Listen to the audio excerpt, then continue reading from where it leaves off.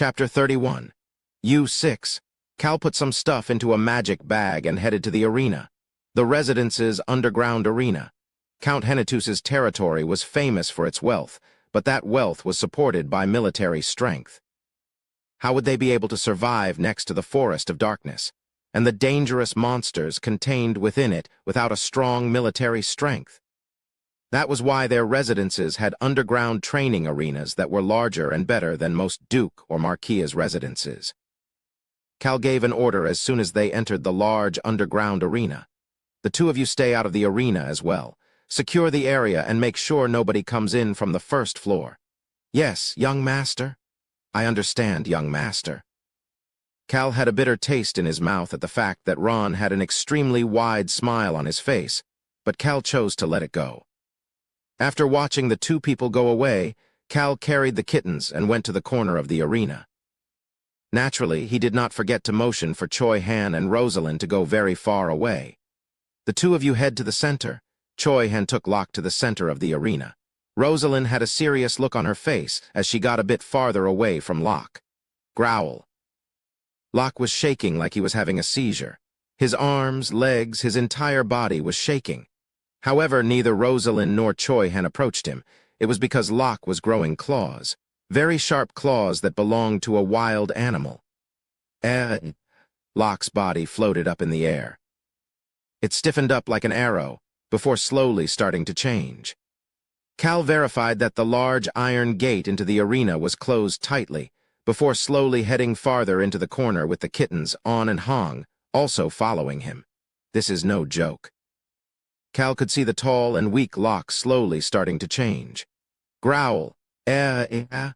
Locke now grew out some sharp fangs before screaming in agony.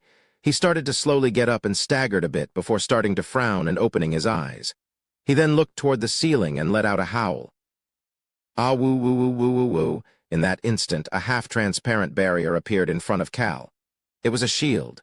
While On and Hong looked around in shock, Cal just casually started to speak. Dragon, you really are amazing. Can you make it soundproof as well?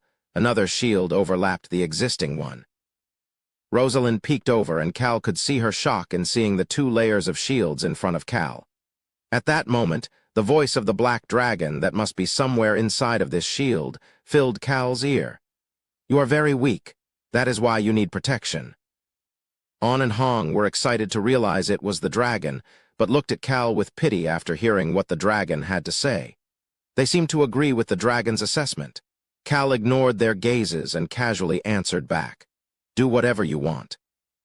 I do not know why you are not using that power. You don't need to know. The power. The black dragon quickly realized that Cal did not want to show that ancient power to other people and left it vague. Cal shrugged his shoulders and, in the end, a third shield was created for a total of a 3-layered shield. His skill is growing exponentially. Dragons learned magic differently than humans. Dragons controlled magic with their will.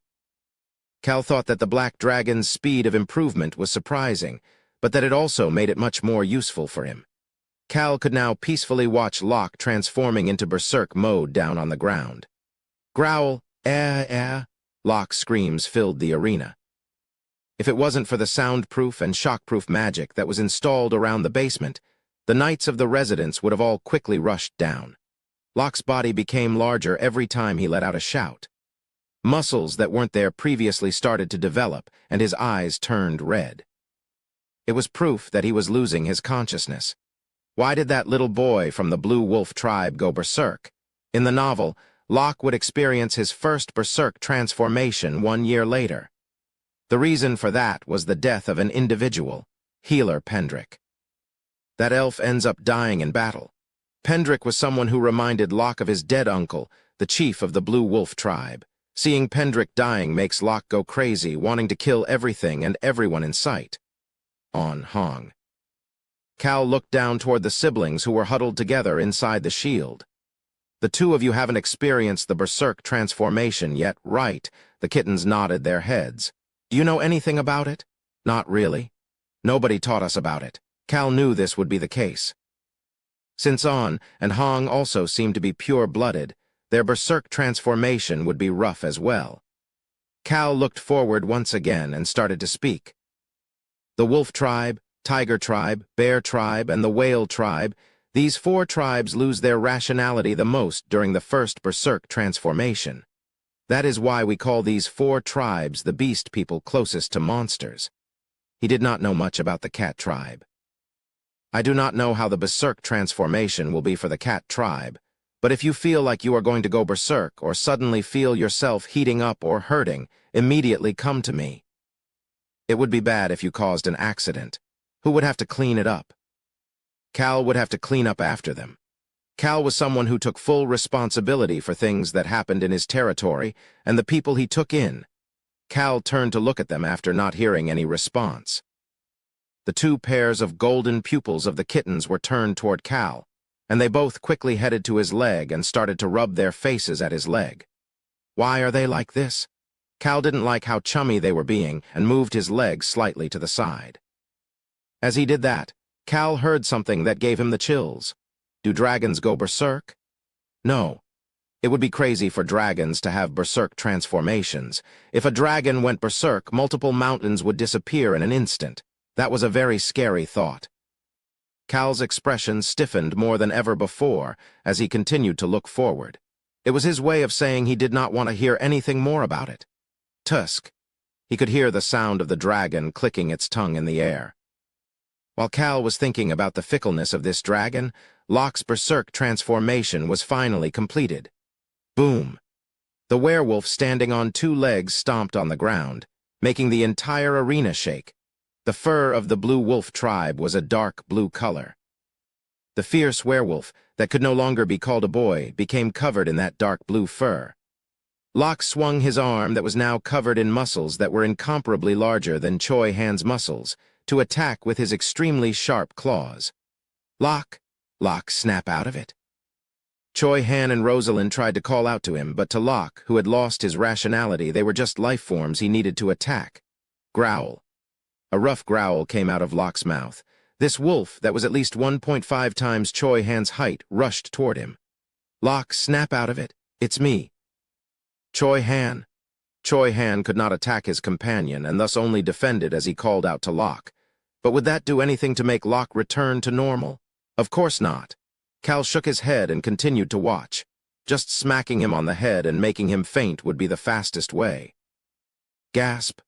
The 2 kittens gasped and crept away from Cal. Although Cal was saying that, he had no intentions of making Choi Han do something like that. A beast person who faints like that during their first berserk transformation would lose their rationality to the transformation once again in the future. Wow! The berserk werewolf's attack was stronger than Cal expected. The fact that he was moving based on instinct made him utilize his muscles very efficiently. On, Hong, Cal called the kitten siblings over. There was a reason he had the 2 of them come with him. Watch that wolf tribe kid's movements. He wanted On and Hong to pay close attention to the werewolf Locke.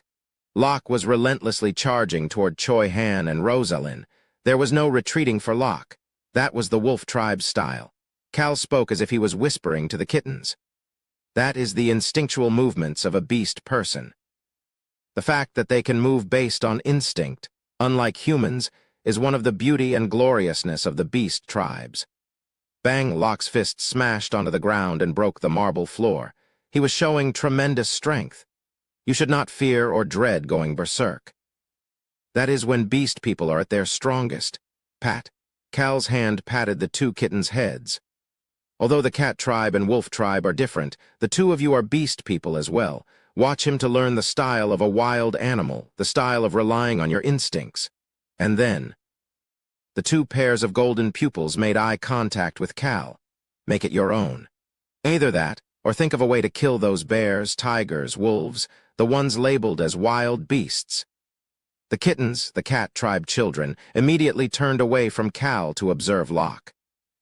The kittens stood up on their hind legs and observed Locke's every move. Silver and red, the 2 kittens' furs stood up as they became extremely nervous. Cats were weak compared to these wild beasts. It was because they were a tribe that relied on stealth that they clearly understood Cal's intent. Cal watched the kittens for a while before calling out to the dragon. Hey. The black dragon revealed itself in the air. Rosalind and Choi Han did not have time to look toward them. They had to put their full attention on Locke. Cal pointed to the two people as he continued to speak to the dragon. Look at how Rosalind uses her magic to not hurt the opponent. Also look at how Choi Han is using his aura not to attack, but to protect himself while not harming that wolf child. Tang, tang, tang. Locke's extremely quick fists were trying to break through Rosalind's shield. Rosalind desperately called out to Locke while watching him attack. Locke, you remember me, right? I said you were part of my family now. Hurry up and snap out of it. Choi Han turned Locke's gaze over to him. He raised his murderous aura to the maximum to get Locke's attention. Locke, attack me. I am the one who will protect you. Locke responded to the murderous aura by swinging his claw toward Choi Han. Even though Locke's attack did not have any aura in it, his full physical strength was behind that attack. Cal was watching that scene from far away while continuing to speak to the dragon. It is harder to not hurt something than it is to hurt something when you have immense strength, but I know you will be able to quickly pick it up since you are a dragon. The dragon responded to Cal. I am a dragon. There is nothing I cannot do. Correct. So watch them and make your own judgment. The dragon flew down and landed next to the kittens before turning invisible once again. Cal presumed the dragon would take in Rosalind, Choi Han, and Locke's movements like the kittens were doing. Should I have brought some wine with me? Cal lamented the fact that he had no wine as he continued to watch this boring battle. 2 hours. For the duration of a typical movie, these 3 animal children kept their eyes on the battle, while Choi Han and Rosalind started to get exhausted. Huff, huff, huff. But the one who was the most exhausted was the werewolf. Huff, huff. Hyung. Locke. Choi Han reacted to the word Hyung and rushed toward the staggering werewolf. Although he was not completely out of the berserk mode, Choi Han's reaction made Cal stand up. Nuna. Locke was able to recognize Rosalind as well. Ah, Locke? Rosalind rushed over as well to hug Locke. Locke was still covered in the dark blue fur, but his eyes were starting to become focused. Locke was not hurt at all, while Rosalind and Choi Han had small injuries on their bodies. The two of them protected Locke like he was family. So, huff huff, sorry. His rationality had returned. It was a perfect first berserk mode transformation where he was able to overcome all issues. Locke put his head on Rosalind, who was half his height, and then this 13-year-old boy started to cry. An animalistic noise was mixed in with his crying. Locke. Locke then slowly turned back into his human form before starting to fall. The berserk mode transformation was over. Choi Han quickly approached him and prevented him from falling over. Locke was doing his best to not faint, as he was worried that he would return to his berserk state. At that moment, a man carrying 2 kittens arrived in front of this boy who was trying his best to keep his eyes open. Uncle. It was the man who said the same thing as his uncle. The man started to speak. You can rest now. The man smiled and made Locke close his eyes like before. It is all over now. Locke finally relaxed and closed his eyes after hearing the man's words. Locke leaned on Choi Han and fainted. Choi Han carefully laid Locke back down on the stretcher. Cal, who had been watching this, took a potion out of the bag and threw it toward Rosalind. Rosalind caught the potion bottle and asked, "Potions don't work on Locke." Cal looked at Rosalind in a way that seemed to be asking why she was saying something that was so obvious, and answered the still confused Rosalind. Why would I give a potion to someone from the wolf tribe? It's for you. You struggled quite a bit. Rosalind stared at Cal. She had seen an amazing sight of a 3-layered magic and had many things she wanted to ask Cal. However, she said something else. Thank you very much. This had to come first. No need for thanks. Cal casually responded and turned away. He could see Choi Han, who was already looking at him. Choi Han. Just how did this happen? He needed to figure out what happened. We need to talk. Chapter 32, U7, Cal left the arena with Choi Han. Hans, Ron, guide the 2 people still in the arena. Cal had Hans and Ron, who were waiting outside the first-floor entrance, take care of Rosalind and Locke, while Cal was returning to his room with Choi Han. The table which held the now cold food from earlier was between the 2 of them as Cal started to speak. Tell me. Yes. The The two of them got right to the point without beating around the bush. Choi Han straightened up as he started to speak. Everything was fine until I met Rosalind. Continue. I arrived at the city Cal Nim mentioned. Once I got there, I found the merchant guild heading for the capital, as you described. Well, it was just a small brigade of 5 people rather than a guild. That small group was better described as a merchant group rather than a merchant guild. They happened to be looking for 2 mercenaries to guard them. Their usual guard was injured. Choi Han and Rosalind became the 2 mercenaries. That was how it went in the novel. That was where I met Rosalind, who looked just like you described. Breck Kingdom was across the northwest border of the Rhone Kingdom. Rosalind was originally heading from Breck Kingdom to the Magic Tower in the Whipper Kingdom, located beneath the Rhone Kingdom, when someone tries to assassinate her as she crossed into the Rhone Kingdom. She had been hiding about half of her magic skills until that point, and is able to escape from the danger by using all of her skills. She thought it would be smarter to go to the capital of the Rhone Kingdom and get some information from the Information Guild rather than going straight back to the Breck Kingdom, since she did not know anything about the people who attacked her. She then causes quite the scene when she gets back to Breck Kingdom. Choi Han, who just mentioned that he had met Rosalind as a mercenary for the merchant group, continued on. She was also heading to the capital. Since we were heading to the same place, we were quite friendly with each other. Friendly? Yes, Choi Han was speaking as if he was embarrassed. I'm generally not one to talk to people if they don't talk to me, but I thought we might as well be friendly.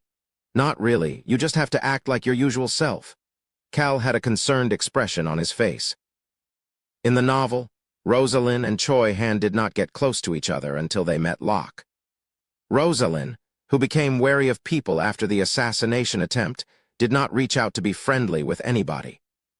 Similarly, after the incidents in Harris Village, Choi Han was not the type to approach people to become friends. Choi Han nodded his head at Cal's words before smiling and adding on.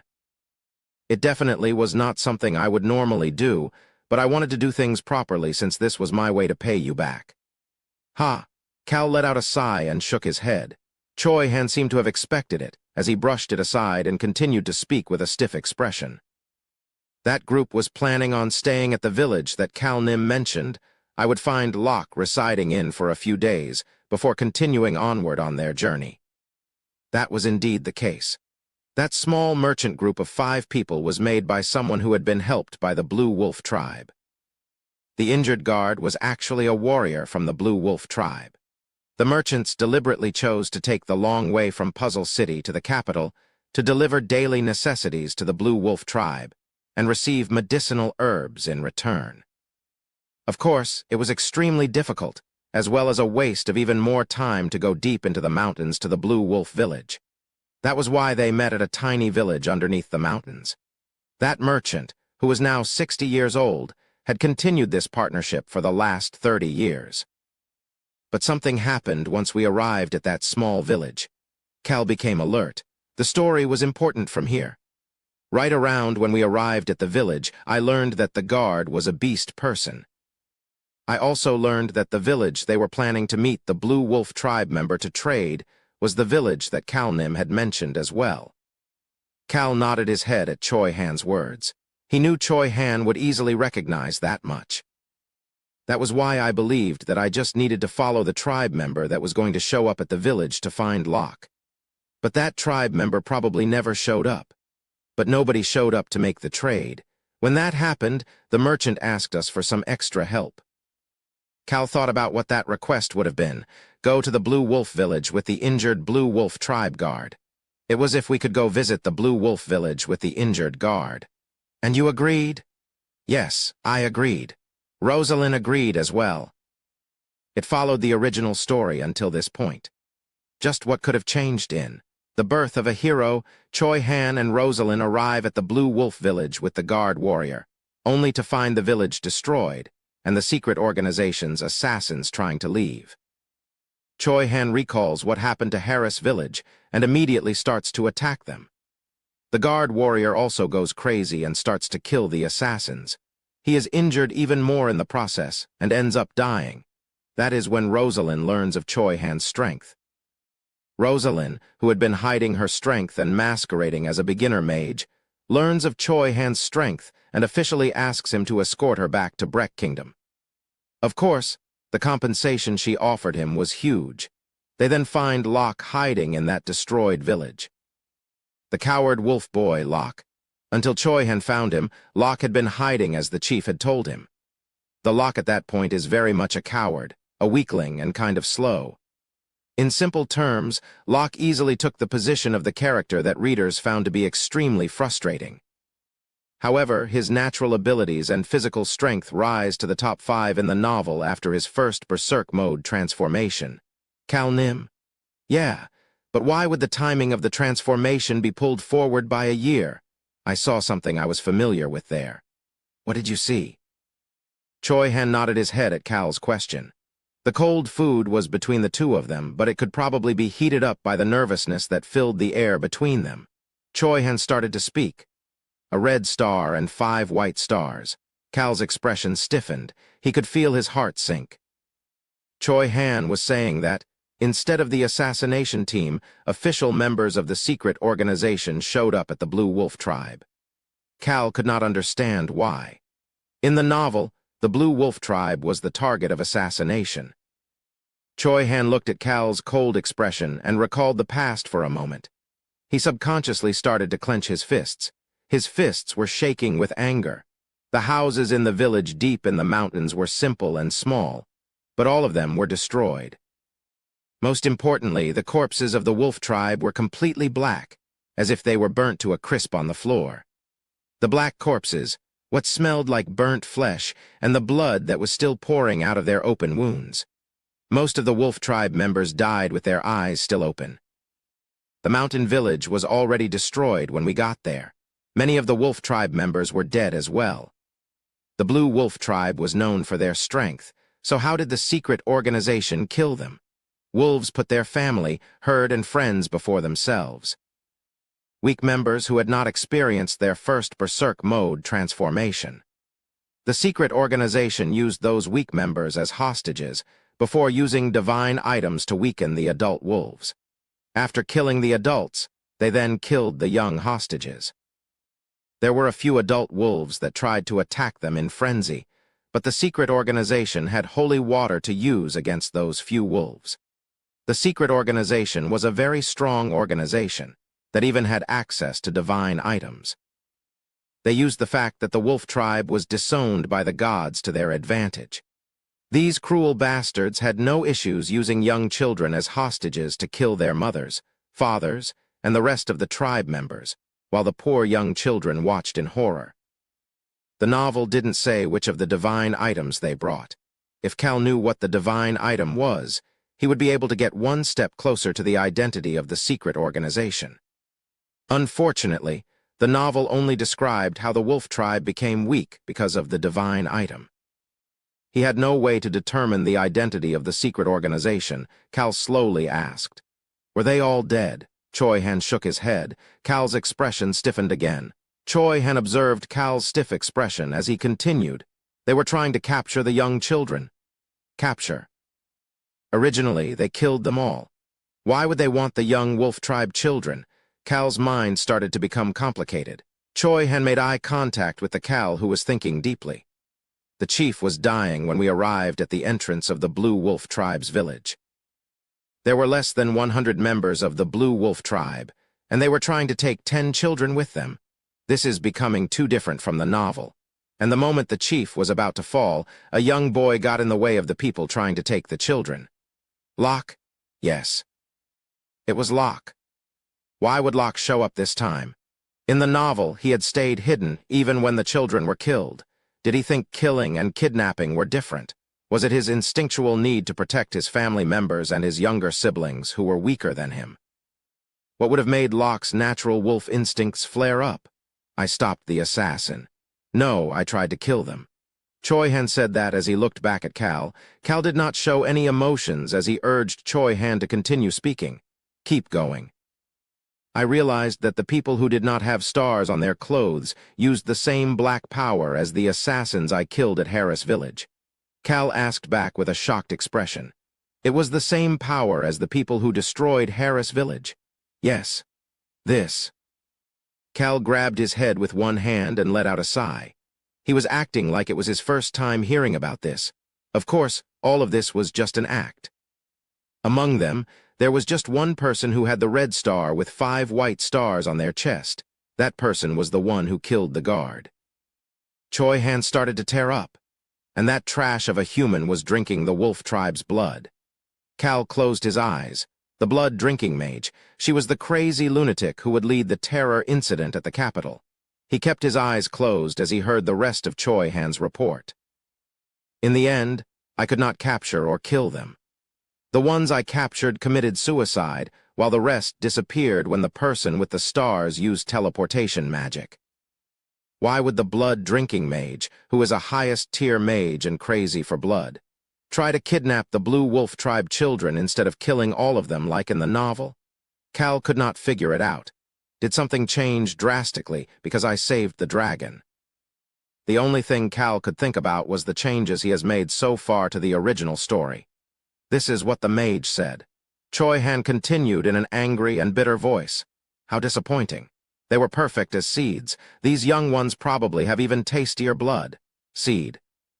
Cal didn't know what the mage meant by seed, but he kept the word on the back of his mind as he opened his eyes and asked. And the children? The guard, chief, and the rest of the wolf tribe adults were dead. The only ones left were the 10 children and Locke. Choi Han avoided Cal's gaze. This was the first time he did that since they sat down at this table. Cal instantly figured out what must have happened, as Choi Han reported in a quiet voice. They are at the inn. I knew it. Choi Han opened and closed his mouth a few more times before finally adding on. We came together with Rosalind's magic. It's going to be a real problem. Cal could feel a headache brewing. Choi Han should have just left the children with that merchant that they were traveling with. Although that merchant was far away from power right now, he was a great merchant. Cal Nim. That merchant is also at the inn. Is this how the story will go? That was what Cal was thinking right now. Cal observed Choi Han, who seemed to be finished with his report, and leaned back on the chair to sigh. Seeing Choi Han like that, Cal asked a question. You must be curious. Choi Han looked toward the cold food and answered. Yes, I am curious. He did not even need to say what he was curious about, who they were, why they were doing such terrible things, and why Cal knew about them. Choi Han was curious about all of those things. Cal observed Choi Han's pupils that were looking down at the cold food on the table and started to think, this punk is really angry right now. The anger was not directed toward Cal. Choi Han was sharpening his anger toward the secret organization over and over again, like a sharp blade. Harris Village, the tortured dragon, and the incident with the Blue Wolf Tribe. Choi Han's personally was one where he would clash with them instead of avoiding them. Cal picked up a cold, but still delicious bread and ripped off a piece to put into his mouth. I plan on telling you 2 things. But not everything? Correct. Cal did not care that Choi Han was staring at him. He stood up with the bread still in his hand. The chair was pushed back without making a noise on the carpet. Stand up. Are we going somewhere? Cal checked his watch after watching Choi Han get up after him. It was long past evening and heading toward night. That place was one to shine even brighter as the night got deeper. Cal walked toward the door and responded to Choi Han's question, the temple of the god of death. Cal was planning on going with Choi Han to the brightest place at night, the temple of the god of death. There was a special type of priest at the temples of the god of death that could not be found anywhere else on the continent, the deaf official. They could not hear anything you said to each other. That was why the believers of the god of death looked for them. Although Cal was not a believer, he was planning on visiting them, like most nobles. Cal turned around once he got to the door. Choi Han was still standing by the table. Cal started to smile. I plan on telling you 2 truths. Although he was smiling, the next thing out of his mouth was not light at all, with my life on the line. Choi Han's pupils lightly shook. However, Cal still had a smile on his face as he turned back around. Follow me. Choi Han slowly moved away from the table and headed toward the door. His eyes had calmed back down, but his face was still stiff. Cal was turning the doorknob as he repeated himself once again. I will tell you the truth with my life on the line. Cal headed toward the temple of the god of death with Choi Han. Chapter 33. U8. Nobody seemed to find it odd that Cal suddenly wanted to head out. Ron seemed to have gone somewhere as well, as he was nowhere to be found. The only question Hans had for Cal was about where Cal was going. "Young master, where are you going? Don't worry about it." "Yes, sir. But since this is your first day in the capital, can you please return without breaking any alcohol bottles today? Are you really going to keep getting out of line like this? Not at all. Please be safe, young master." Cal got on the carriage and started to think about how to deal with Hans, who kept stepping out of line. The carriage arrived at the temple while he was thinking. Let's get off. Got it. Cal got up to step out of the carriage. Choi Han had been quiet ever since they got on the carriage, since they stepped out of Cal's room. He seemed to have a lot of complicated emotions storming through his head right now. Cal only knew about Choi Han's personality until the 5th volume of The Birth of a Hero. However, there was one thing that Cal was sure about. Although Choi Han was a good person, he was not gullible.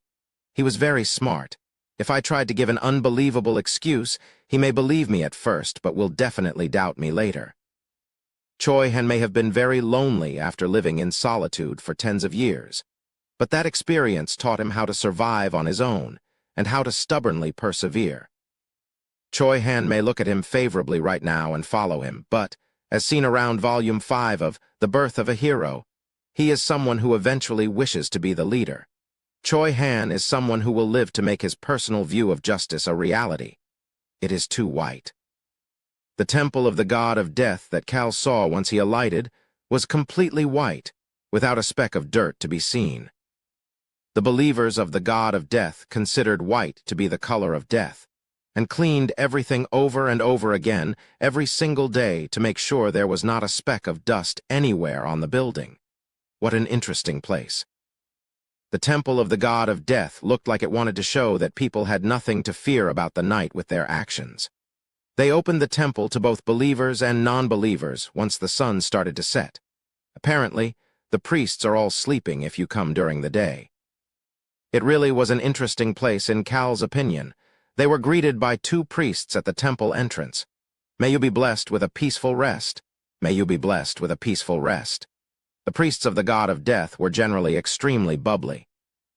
Although people may consider death to be the end, the philosophy of the Church of the God of Death believed that it was important to enjoy life as they headed toward the peaceful rest. Priest Nim. Cal slowly approached the priest. The priest inspected Cal with a curious expression. Cal looked like he was either an extremely affluent noble or a wealthy merchant based on his outfit. But the man behind him looked like a beggar, although the sword on his waist made him look somewhat strong. "What can I do for you? Is there an open room of death?" The 2 priests' expressions stiffened. The priest who asked the question looked back and forth between Cal and Choi Han before asking, "Whose death will you be putting on the line?" The priest peeked toward Choi Han as he said that. Choi Han currently looked like he had been rolling on a mountain and been suffering for a while. He also looked like he had not eaten anything for about 2 days and seemed to be the type that would be easily scammed. The priest had a bitter feeling about this. The priest turned his gaze over to the affluent noble. Beautiful red hair and a handsome face. He was not very handsome, but it was enough to catch attention wherever he went. In addition, this man was currently smiling. Cal smiled as he slightly raised his hand. "Mine." "Huh." Cal smiled once more at the confused priest. "I will be putting my life on the line." Choi Han put his hand on Cal's shoulder at that time. "Cal Nim?" "What?" Cal turned around to see Choi Han with a stiff yet anxious expression. "I will believe you even if you don't do this." Cal started to smirk and slowly responded. "I don't think you will." Choi Han will have no choice but to not believe him. How could he believe Cal when Cal was not planning to tell him anything? That was why they were at the temple. Why would I tell him everything? That'll just make me get involved in the mess. There was no reason for him to get involved with Choi Han that much. Cal wouldn't be able to live a peaceful life if Choi Han was around. It's already visible. Didn't Choi Han bring him more trouble to him by bringing all of the wolf children? He rides on the whales with the whale tribe to fight against mermaids in the future. In this human-centric world, Choi Han's position to embrace both humans and non-humans makes him start to change. The start of that is the whale tribe. The whale tribe that appeared at the beginning of Volume 5 was, to be honest, quite scary. They were the deadliest predators. The whale tribe was the strongest of the beast people. They were also the most beautiful beast people. The whale tribe had different colors of black, gray, or pink, but they were all extremely beautiful. In comparison, the mermaids of this world had 2 legs and fins, looking like a human covered in scales, but they are so stubborn that they won't even be humble in front of a dragon. The whale tribe was extremely scary. Although they were small in number, their casual punch could easily blow up a human's head. Even Locke could not lift a finger to the whale tribe. Their temper is ruthless. Choi Han gets involved with all sorts of people and trouble as well. Cal had no desire to continue being involved with him. Priest Nim. The room? Yes, we have one. I will prepare it for you right away. Please head to the basement. Thank you. Cal started to walk behind the priest. Choi Han followed behind Cal with an iffy expression. Cal noticed Choi Han's movement and leisurely walked toward the innermost area of the temple. After walking for a long time, they could see numerous doors on one side of the wall. The priest opened one of those doors to reveal a staircase leading down into the basement. Death awaits you at the bottom. Great. Let's go. The priest watched Cal walking down the stairs without any hesitation with interest.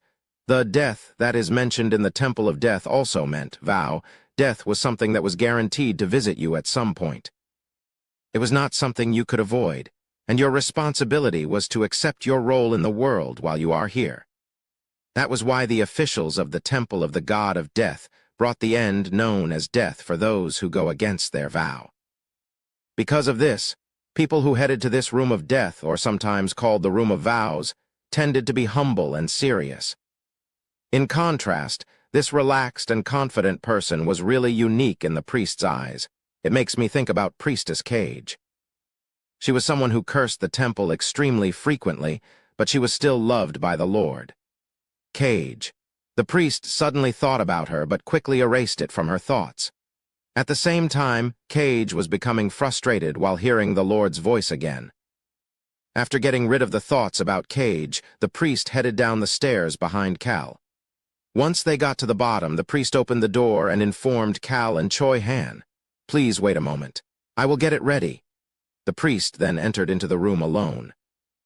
Cal looked toward the closed door and started to speak. "If you really don't think we need to do this, I will let you know one of the truths in advance. What do you think?" Choi Han immediately responded.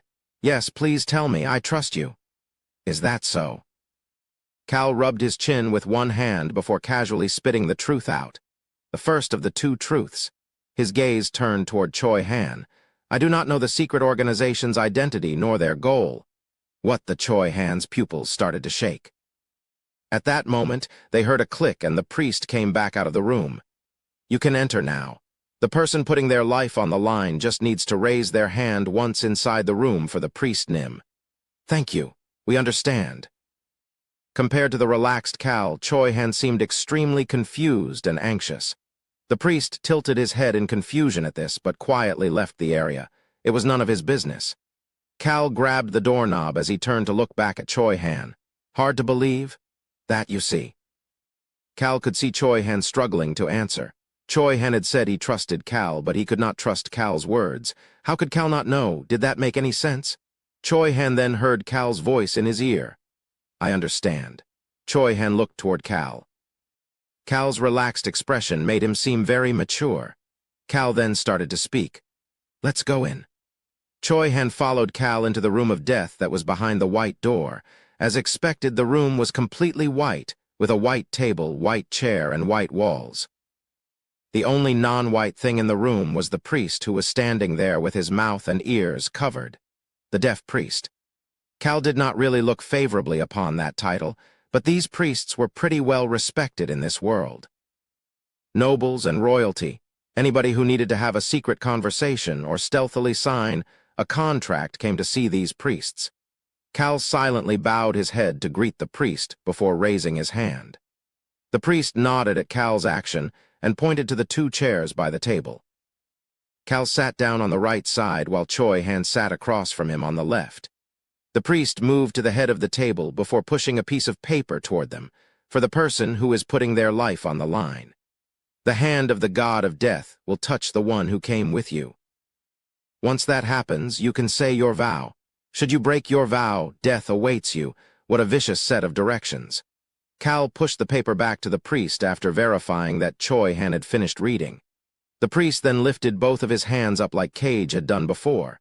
At that moment, ooh-woo-wong, the white room started to shake. Maybe it was because this was a place that served the Lord, but a black smoke started to form around the priest once the room started to shake. The black smoke then surrounded both Choi Han and Cal before creating a connection between the two of them. Is this the power of the god of death? Yes. Cal responded to Choi Han's question before trying to feel the black smoke thread surrounding him. It happened when Cage made the vow as well, but the power of the god of death reminded him of the stakes of this vow. I will die if I break this vow. Cal was sure Choi Han felt it as well. That must be why his face stiffened up. Cal could feel the touch of the god of death and started his vow. The priest in front of me guarantees that he cannot hear, and, if that is not the truth, he will pay the price with his life. This was the general phrase stated first whenever a vow was made with a deaf priest. Furthermore, I, Cal Henitus, vow to speak the truth to Choi Han in front of the god of eternal rest, and if what I say is even slightly a lie, I will immediately die in this spot to pay the price. Immediately. That word made Choi Han's face stiffen up even more. He was nervous. At first, Cal debated whether to tell Choi Han everything. I was transported into the novel I was reading. I am also Korean. That is why I know what happens until Volume 5.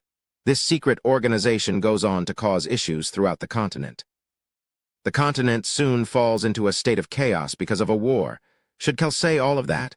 Or should he say something like this? I was transported into the novel I was reading and ended up as the son of a wealthy noble. That was why I was trying to just live a peaceful life, but I remembered what happened in the novel, so I changed it around a bit. I wanted to allow myself to live peacefully, even if the continent was in a state of war. Cal didn't like either of them. The first one might get him involved in the continent's war and make him die out on the battlefield, while the second one might lead to Choi Han's contempt killing him. Cal did not want either of those to happen. First of the two truths. I, Cal Henitus, do not know the identity of that organization. Sigh. Choi Han let out a deep sigh before covering his face with both hands. He slowly moved his hands away after a bit to see that Cal was still alive. I am being honest when I say that I do not know their identity. It was the truth. Cal, the original Kim Rok-soo, had read The Birth of a Hero until Volume 5, but it did not mention anything about the secret organization's goals or identity. All it discussed was the actions of the organization, and one more thing. I am being completely honest when I say this. The second of the two truths. I despise the organization and wish for it to disappear. Naturally, Cal was still alive. He did not like these people that caused such incidents. They probably take part in the continent's war as well. Cal wished for them to disappear so that he could live calmly on a peaceful continent. Choi Han seemed like he was at a loss for words. He looked at the black thread connecting himself, the priest, and Cal before repeatedly clenching and unclenching his fist. Cal flinched at Choi Han's scary expression when Choi Han started to speak. How can you hate them if you don't know them? Because I know about a couple of the terrible things they plan on doing. The Black Dragon and Locke are two of them. Choi Han? Cal pointed to himself with his index finger. I have lived my life as trash. That is my dream. Choi Han's expression changed after hearing Cal say that his dream was to be trash. I have no desire to become my family's successor. Basin Henitus, my blood-related younger brother, I am hoping for him to become the successor. This was also the truth. That was why Cal asked Choi Han a question. So then, why would I have come to the capital as the representative of the Henitus family, especially when I am hoping Basin becomes the successor? My father, the head of the household, told me to go, but I could have said no. Choi Han answered after a duration of silence. I am not sure. It is because I know what the secret organization is planning to do in the capital. Choi Han's pupils dilated once more. I cannot answer how I know, but they are planning to kill a lot of people at the capital. I couldn't send Basin to such a place. I want to prevent that incident from happening. Of course, Cal was not planning to do anything and everything to put his own life on the line for others. After taking care of all of these issues as quietly as possible, I plan on returning to the Hennetus territory. You cannot tell me how you know? Correct. I cannot tell anybody, no matter who it is, about it. Choi Han's eyes were full of questions, but his mouth stayed shut. Cal didn't know the identity of the secret organization, but he knew about a couple things they would end up doing. He also despised them and wanted them gone. Choi Han's head fell even more as he started to think things over. His head was a mess right now. Even still, the power of the god of death coming through the black thread gave him serenity. He knew that Cal would die right here if he had lied. However, I will tell you one more thing. One more. That made Choi Han quickly lift his head to look at Cal. The last truth. This was the third truth Cal told Choi Han. I have no desire to harm you. Cal was confident as he said that. He remained alive, which meant this was the truth. Choi Han started to frown. Tap. Tap. Choi Han started to tap his thigh with his clenched fist. Although he was not tapping very hard, veins were popping out of his tightly clenched fist. He slowly raised his head. Cal was still alive. I trust you. Listening to that response that took so long to come out, Cal repeated the words he had said to Choi Han before they entered this room. I understand. He then started to smile. Choi Han sighed while still sitting at the table. He lifted his head to look at Cal. Cal's eyes were pure as usual while stubborn. Cal Nim, please promise one more thing, then I will completely trust you. I didn't think something like this would happen. Cal was feeling iffy about Choi Han's response. It shouldn't be a big deal because he would be able to find a way to twist anything to suit himself, but it was the phrase, completely trust you, that was not sitting well with Cal. But it wasn't like he could say no right now. Sure, what is it? Cal Nim? Yes. I must get revenge on that organization. I think this is the first time in my life I've ever hated a person or an organization so much. Anger filled Choi Han's pure eyes. A sense of nostalgia could be seen behind the anger as well. Choi Han was probably thinking about Harris Village. Cal held back from letting that noise escape from his mouth. This was why he did not want Choi Han with him, even if Choi Han chose to follow him. Choi Han was a good person, but he would always finish something he made up his mind to do. That was why Cal waited for Choi Han's final request with nervousness. Choi Han finally started to speak. Please tell me no matter what if you find out their identity. Ah, well, sure.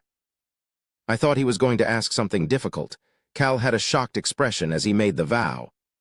I, Cal Hennetus, will inform Choi Han once I learn of their identity.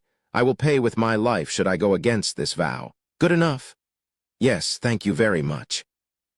Choi Han finally started to smile. He seemed to be relieved. Cal started to think while observing this Choi Han, how would I ever learn of their identity? In order to find out their identity, actually, in order to even find the smallest clue about their identity, he would need to go down the same route Choi Han took in the novel. He would have to be crazy to do that. Once Choi Han gets out of the capital and the Roan Kingdom, he would run into all sorts of heroes, humans and non-humans alike. Just thinking about it made Cal feel terrible. Then, are we done? Yes. Bang, Cal lifted his hand and slammed down on the table. His smash made the table slightly shake, and the priest opened his eyes and nodded his head. The area vibrated once more. Ooh-wooong with that, the smoke disappeared into each of their bodies. It was slightly different from when Cal had experienced this with the crazy priestess cage. Cal felt the two vows becoming ingrained into his body as he took a piece of paper out of his pocket. It was the check for 10 million gallons. Cal put that money in front of the calmly seated priest and got up. He then said goodbye to the priest before heading out of the room. Choi Han looked back and forth between the money and Cal before following Cal out of the room and closing the door. He then looked toward Cal with confusion. Cal casually responded to Choi Han's gaze. Nothing in life is free. I see. Cal walked back up the stairs to find the priest from earlier standing at the entrance on the first floor. The priest greeted the still-alive Cal. "May your life continue until its destined time." It was their way of telling you not to break your vow so that you could continue to live. It was completely merciless. "Thank you very much, Priest Nim." Cal thanked the priest with a smile in response. The priest still found Cal's smile and relaxed voice to be odd, but Cal just walked past him to leave the temple. He then got on the carriage and then started to speak once the carriage started to move. "For your reference, that crazy mage, that person is the leader of the incident that will happen at the capital. Am I allowed to kill them if I see them? Why are you asking me such an obvious question?" "Do as you want. Doesn't matter to me. However, that crazy mage was a highest-level mage and a teleportation specialist, so Choi Han was never able to do what he wished in the novel. Yes, I will make sure to kill them." Cal turned away from the angry face of Choi Han. It was too vicious for Cal to handle. Once they got back to their residence, there was another individual Cal found difficult to handle. "Young master." Ron. The assassin Ron, who had a benign smile on his face, came to look for Cal, who was trying to rest in his chamber. Chapter 34. Being still one, Cal blankly stared at the teacup that Ron was offering him. Lemon tea before bed. "Yes, young master."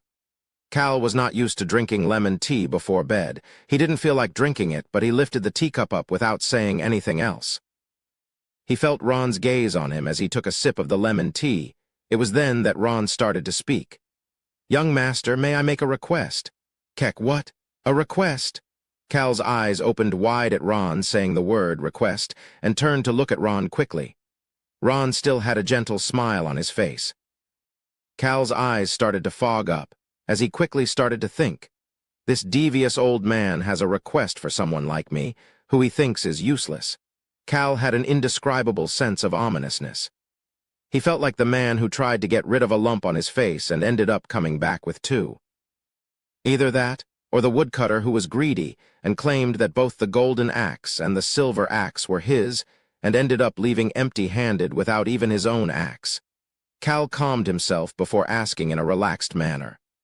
"All right, what is it?" Ron immediately shared his request with Cal. "May I have 2 days off?" "Oh." Cal subconsciously let out a gasp. He felt like he had his lump removed and received the set of golden and silver axes as a gift at the same time. Cal put the teacup down and grabbed Ron's hand before starting to rapidly speak, unlike his usual style. "Yes." "Good idea?" "Ron, you've worked so hard for tens of years. You had to take care of this trash of a young master. If you want a break, you can take off as long as you want. You are more than welcome to do that." Yes, Cal would like it if Ron took a very long break. However, Ron needed to return before the Capital Terror incident in order to get connected to Choi Han, so 2 days was perfect. Cal was looking forward to enjoying the next 2 days without looking at this assassin's face. Ron looked toward Cal, who was holding his hand vigorously, with curiosity. However, Cal quickly turned his gaze away from Ron and opened a dresser next to the bed. Cal removed a money pouch out of the dresser and held it up. Checks and large amounts of money were in the residence's safe, but there was still a lot of money in this bag as well. Cal took the whole bag and put it in Ron's hand. He was the son of a wealthy family and really did not have anything else to give other than money. "Here. This isn't much, but buy yourself some delicious food and enjoy your break." Ron just blankly stared at the money pouch Cal had put in his hand. "Buy myself delicious food and enjoy my break." This made Ron think about how long he had been living in hiding. He had spent that whole time taking care of this trash, this puppy young master. He was now trying to step back out of hiding and restart his life. But there was a good chance that his future would be chaotic. If those people really had crossed over to the Western continent, it would actually be worse than just chaotic. Then I should leave my son here. Ron looked toward the relaxed young master in front of him. "Young master, will it really be okay?" Cal excitedly answered Ron's question. He wanted Ron to enjoy himself so much that he would desire to leave Cal for good. Of course. "Ron, you are qualified to enjoy a break." Qualification. Ron's original plan was to quietly leave in a few days either alone or with Beacrocs. However, this damn affection was the problem. That was why he mentioned a 2-day break. He wanted to see what this little punk would say. He was curious to know. This puppy young master of his now knew what kind of person he was because of Choi Han. Ron still had a gentle expression on his face, but his gaze started to turn cold. Young master, this is too much money. What will you do if I take this and run away? Or is it that you want me to run away since you heard that I am a strong individual? Although the years of forcing himself to smile had created a lot of wrinkles on his face, his sharp gaze was directed to Cal. Ron could see Cal's reaction. Cal had snorted. You think I don't know your personality, Ron? If you were going to run, you would have either left without saying anything or just flat out said that you were leaving. Am I wrong? That was how Ron had left in the novel. He didn't say anything to the Count, and whenever he needed to separate from Choi Han's party for a bit, he would discuss their contract before leaving. You are right. That is indeed correct. Ron nodded his head with a smile on his face. Now that he thought about it, this puppy young master in front of him had seen him more than his own son, Beecrox, had for the last tens of years. In fact, Cal might be the person who knows the current Ron the best. I am very old now, too. The old man accepted that he was getting older. Just like how tree rings don't grow all at once, the effects of time did not avoid him as well. He then started to speak. I will be back to serve you when you head to the royal palace, if you really want to. Ron looked toward the uninterested Cal and put the money pouch away. He couldn't allow Cal to go into the palace looking worse than the royal family or the other nobles. Ron did not want to see the puppy young master that he raised being looked down upon by others. That would be his last duty before he left. Then I will head out now. Sure, sure. Cal waved Ron out while sitting on his bed and had a wonderful night of sleep for the first time in a long time. By the time Cal woke up around lunchtime the next day, Ron had already left early in the morning on his break. Thanks to that, Deputy Butler Hands became responsible for serving Cal. Mr. Ron said he wasn't comfortable unless it was me. Haha, I guess I'm kind of amazing. Can you just be quiet? Cal ignored Hands and looked outside the open chamber door. Choi Han had been standing outside the door since early this morning. Cal was staring at Choi Han while wondering what was going on, and Choi Han answered without even needing to be asked. Mr. Ron asked me to protect you.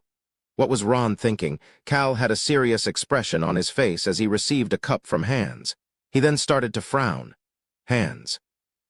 Why did you bring me lemonade? Excuse me. Young master, don't you like lemonade? Sigh. Cal let out a deep sigh and drank the lemonade. It was better than cold water to wake him up and settle his stomach. Choi Han watched Hands and Cal from outside the chamber door as he recalled his conversation with Ron the night before. You're going somewhere? Yes. Where? Nothing a kid like you needs to know about. Did you come to talk to me for Calnim? You figure it out. That was what Ron said before leaving early this morning. Choi Han saw the assassin Ron instead of the servant Ron when Ron walked out of the residence. Choi Han. Choi Han snapped out of it as Cal called out to him. Cal had gotten up from the bed and was heading to the bathroom. Cal asked Choi Han who was looking at him. Is Locke awake? Yes, sir. The wolf tribe really did have fast regenerative abilities. Cal looked at the time. The piggy bank Billows, the bastard son of the Flynn Merchant Guild's leader, would soon arrive at the capital. Cal had promised to drink with him and had already decided where they would meet. It was the same inn he had told Choi Han to stay in once he got to the capital. That inn also had a bar, which was famous for its alcohol, and something that will connect Choi Han and Billows is there. Cal thought about the merchant who would be with the 10 wolf children right now and asked, what about the children and the merchant at the inn? I was thinking you could stop by on your way back from the meeting. Meeting. Hands approached the confused Cal and started to speak. Young master, the invitation from the northeastern nobles. Ah. Cal had forgotten about that because he did not consider those nobles to be very important. He started to frown a bit as he debated what to do. What kind of trash actions would he need to do at the meeting?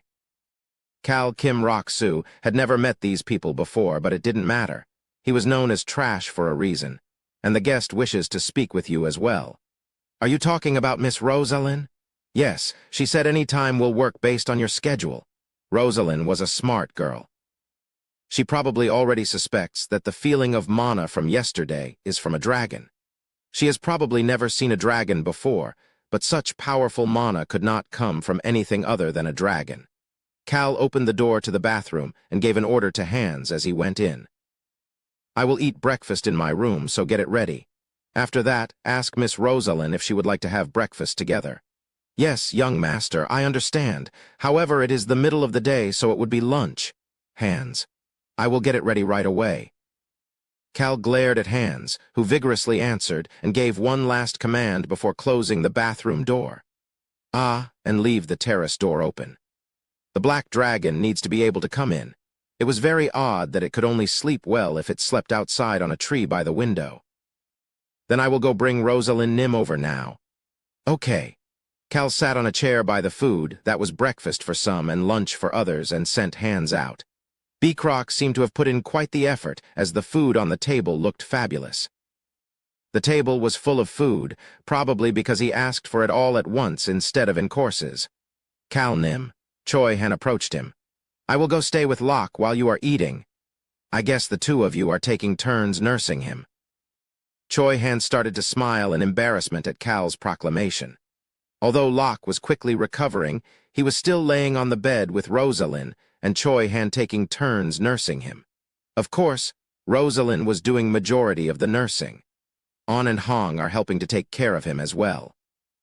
Like hell they are. Choi Han could only remain silent at Cal's words. An and Hong were staying in Locke's room, but this was what the two kittens told Cal in secret before heading over. "I think we are too weak to kill a wolf tribe. We will probably lose, even if we enter berserk mode. We need to figure out a way to squash people like him." "Right, we need to figure out a way. That is why we will go study a bit. An and Hong were not there to nurse Locke, but to determine how to kill such enemies in the future." But Locke still seems relaxed, having two cute kittens with him. I guess that's great. Cal had no desire to tell Choi Han and Locke the truth. Choi Han inspected the area to verify that the black dragon was not in the room before quietly speaking. "I did not tell Locke or Rosalind that I brought them with me because you told me to do so. Good job. I told you I would keep it a secret." Choi Han was showing a reliable side to Cal. Maybe it was because of yesterday's vow, but Choi Han did not know how devious words could be. He didn't know how words could be used to favor one party more than the other. The god of death would only follow Cal's words and his interpretation of it, because he was the one to put his life on the line. That is why nobles spent at least a week preparing what to say when they are going to make a vow of death. They usually average at least 10 pages of texts to say. Cal thought about how he would use Choi Han in the future before starting to speak to Choi Han, who seemed to really trust him. "Choi Han, did you say you were going to kill that blood-drinking mage if you saw them again?" "Yes." Cal nodded his head at the answer that came without any hesitation and continued to speak. "I will tell you how to find that person." Choi Han's gaze started to change, but Cal was not done just yet. Of course, we have to prevent the terror incident first. Choi Han's expression seemed to be asking Cal to tell him right away, but the moment he opened his mouth, there was a knock on the door followed by Hans's voice. "Young master, I have brought Rosalind Nim." Cal nodded at Choi Han and got up from the chair. Choi Han silently got up as well and opened the door. Ainz and Rosalind entered through the open door. Ainz did not enter any farther than the door frame and calmly added on to what he stated previously. "Young master, Rosalind Nim, please let me know if you need anything." Ainz then bowed and stepped out of the room. Choi Han followed behind him. "Rosalind, I will be with Locke." "Okay." Once the two of them left, only Rosalind and Cal were left in the room. Rosalind looked to be calm, yet cold. "Thank you for the invitation, young Master Cal." "It was nothing, Miss Rosalind." Cal pointed to the chair across from him and started to speak. "There are a lot of things we need to discuss. Young Master, I guess you don't like to beat around the bush." Rosalind started to smile as she asked, and Cal looked toward the open terrace window and started to speak. "Come on in." In that instant, Rosalind quickly turned around. She could see some leaves floating into the room. She could not help but tremble. However, she was able to logically think things through last night. She had thought about it all night while nursing Locke. 3-layered magic and the ability to do such a thing. There was really just one answer. She moved her gaze from the leaves floating their way and looked toward Cal and asked, "Dragon, is it a dragon, Nim?" Mages really did respect dragons. Her demeanor clearly showed that was the case. Cal started to smirk as he started to speak toward the floating leaves. "You introduce yourself." In that instant, the leaves that were floating on top of the table, or over the stakes if you want to be really specific, turned into a black dragon. It had removed its invisibility magic. Rosalind could not even gasp, as she was completely shocked. Even though she knew it was going to be a dragon, it still was shocking. There were less than 20 dragons in existence in both the western and eastern continents combined, but such an existence was in front of her right now. They were known for never leaving their territory and lair, and enjoying life as the most amazing existence in the world. Furthermore, dragons were the king of both mana and nature. They were also an existence that preferred solitude. Although it was confirmed that there were 20 dragons in the world, they were all different colors and varied drastically in personality, habits, and traits. The Magic Tower found this to be quite interesting. Why were they different in color and personality, even after growing up under their parents?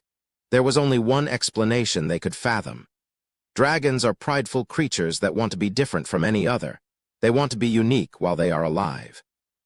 That was the case, even amongst their own tribe of dragons. Such an existence was in front of Rosalind's eyes right now. It was a young dragon, but the mana she could feel and the unique gaze of a dragon told her it really was just like any other dragon. The black dragon quietly observed Rosalind for a bit before turning its head away. Rosalind did not know what to say about the dragon's action. After doing that, the dragon moved in front of the stake and started to speak. "I am hungry. Go ahead, you can eat it." Cal shook his head as he answered and also offered Rosalind a seat. "We should eat as well." "Ah, yes."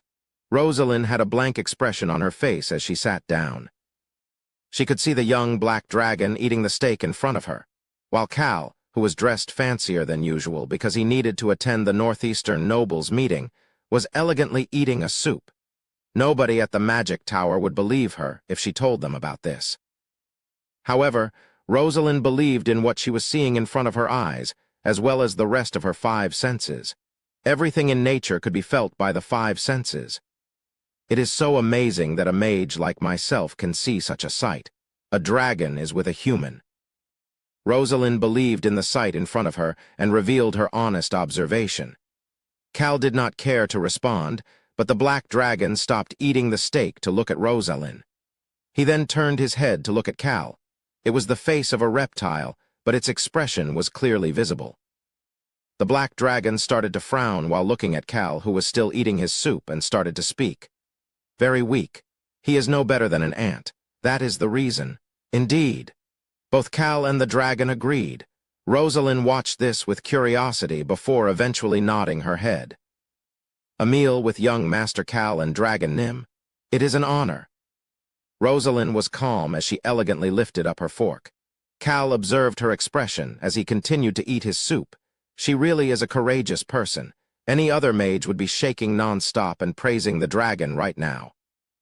They would then ask the dragon to teach them even a little bit about mana or magic. A dragon's magic was something that would make any mage on the continent go crazy. Cal started to speak to Rosalind, who was starting off with a salad. "Please feel free to stay here as long as you like." "Young Master Cal." "Yes. I have 3 things I am curious about, but one of them has already been resolved, so I have 2 more. May I ask about them?" "Please do." The first was probably about the dragon. Cal had decided to reveal the dragon's existence to Rosalind after contemplating it for a long time. He felt like it would be more beneficial to him that way. He felt like he could anticipate the other 2 questions as well. "Here is the second thing I am curious about." Rosalind asked her question calmly and sincerely. "Is it okay to allow someone who was not invited to stay in your residence like this? Even if I am a mage, as a noble, you must be sensitive about associating with strangers." Cal easily answered that question. "It is fine because you are someone Choihan brought." Cal peeked at the black dragon that was eating the steak before looking back toward Rosalind and continuing to speak. "I also have this guy." The black dragon did not respond to that statement. However, he flicked his wing once before stuffing his face into the steak plate and starting to devour the steak even faster than before. Rosalind watched the dragon for a long time before her red pupils moved back to Cal, who was eating a salmon steak. I see. Then here is my third question. Cal stopped eating the salmon steak and looked up at Rosalind. Their eyes met, and Cal could see her red pupils. Originally, Rosalind changed her pupils from red to black with magic when they entered the capital. She did the same thing with her hair color. However, that was not the case right now. Rosalind asked her question. Why do you speak so respectfully to me despite your status as a noble? Cal lifted up the wine glass next to the salmon steak and took a sip of the white wine. He then started to speak. Red hair, red pupils, and a mage. Then there is your self-revealed name of Rosalind. It was weird to pretend not to know when someone was being so clear about it. Cal started to smile as he asked, Princess Nim, aren't you the one who should stop speaking so respectfully to me? Chapter 35. Being still too. Rosalind started to smile. I heard you were trash, but I guess that was a lie. Rosalind stopped with the respectful tone almost immediately, as Cal had expected. Although the majority of the people may not know what the princess of another kingdom may look like, it was different for nobles. Low-level nobles may have found it difficult to gather information, but at the count level, like the Hennetus family, having information about the neighboring kingdom's nobles and royalty was basic knowledge. It was not just fun and games to be a noble. Cal responded to Rosalind's statement. It is true that I am famous for being trash. However, a mage should make their judgments based on their 5 senses. You are right, young Master Cal. We only believe the things we experience ourselves. Cal thought Rosalind's way of speaking was quite odd. She was speaking informally to him as a princess, but when she was referring to herself as part of the Society of Mages by using the term we, she spoke formally. Her identity as a mage seemed to be very important to her. But Princess Nim, Rosalind. She really didn't seem to like being treated like a princess. Okay then, Miss Rosalind, are you done with your questions? Yes, I am finished. She smiled as she answered. Young Master Cal, it seems like you do not want to be involved with me.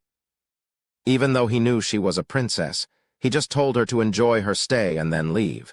It wasn't that she found that to be disrespectful or anything. In fact, she preferred it that way. If she wanted special treatment, she would have revealed her full name and her identity immediately.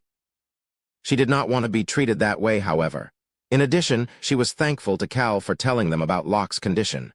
Really, I just acted that way since Princess Nim seemed to prefer it this way. Liar. Rosalind treated Cal's words as just a good excuse. A human who travels with a dragon.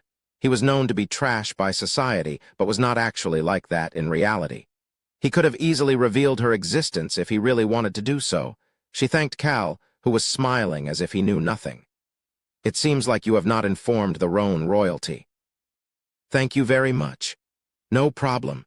Something like that should be based on the involved individual's own wishes. Cal thought that the crown prince would barge into this residence if Cal had reported it to the palace. You are correct, young Master Cal. I do not wish to reveal myself.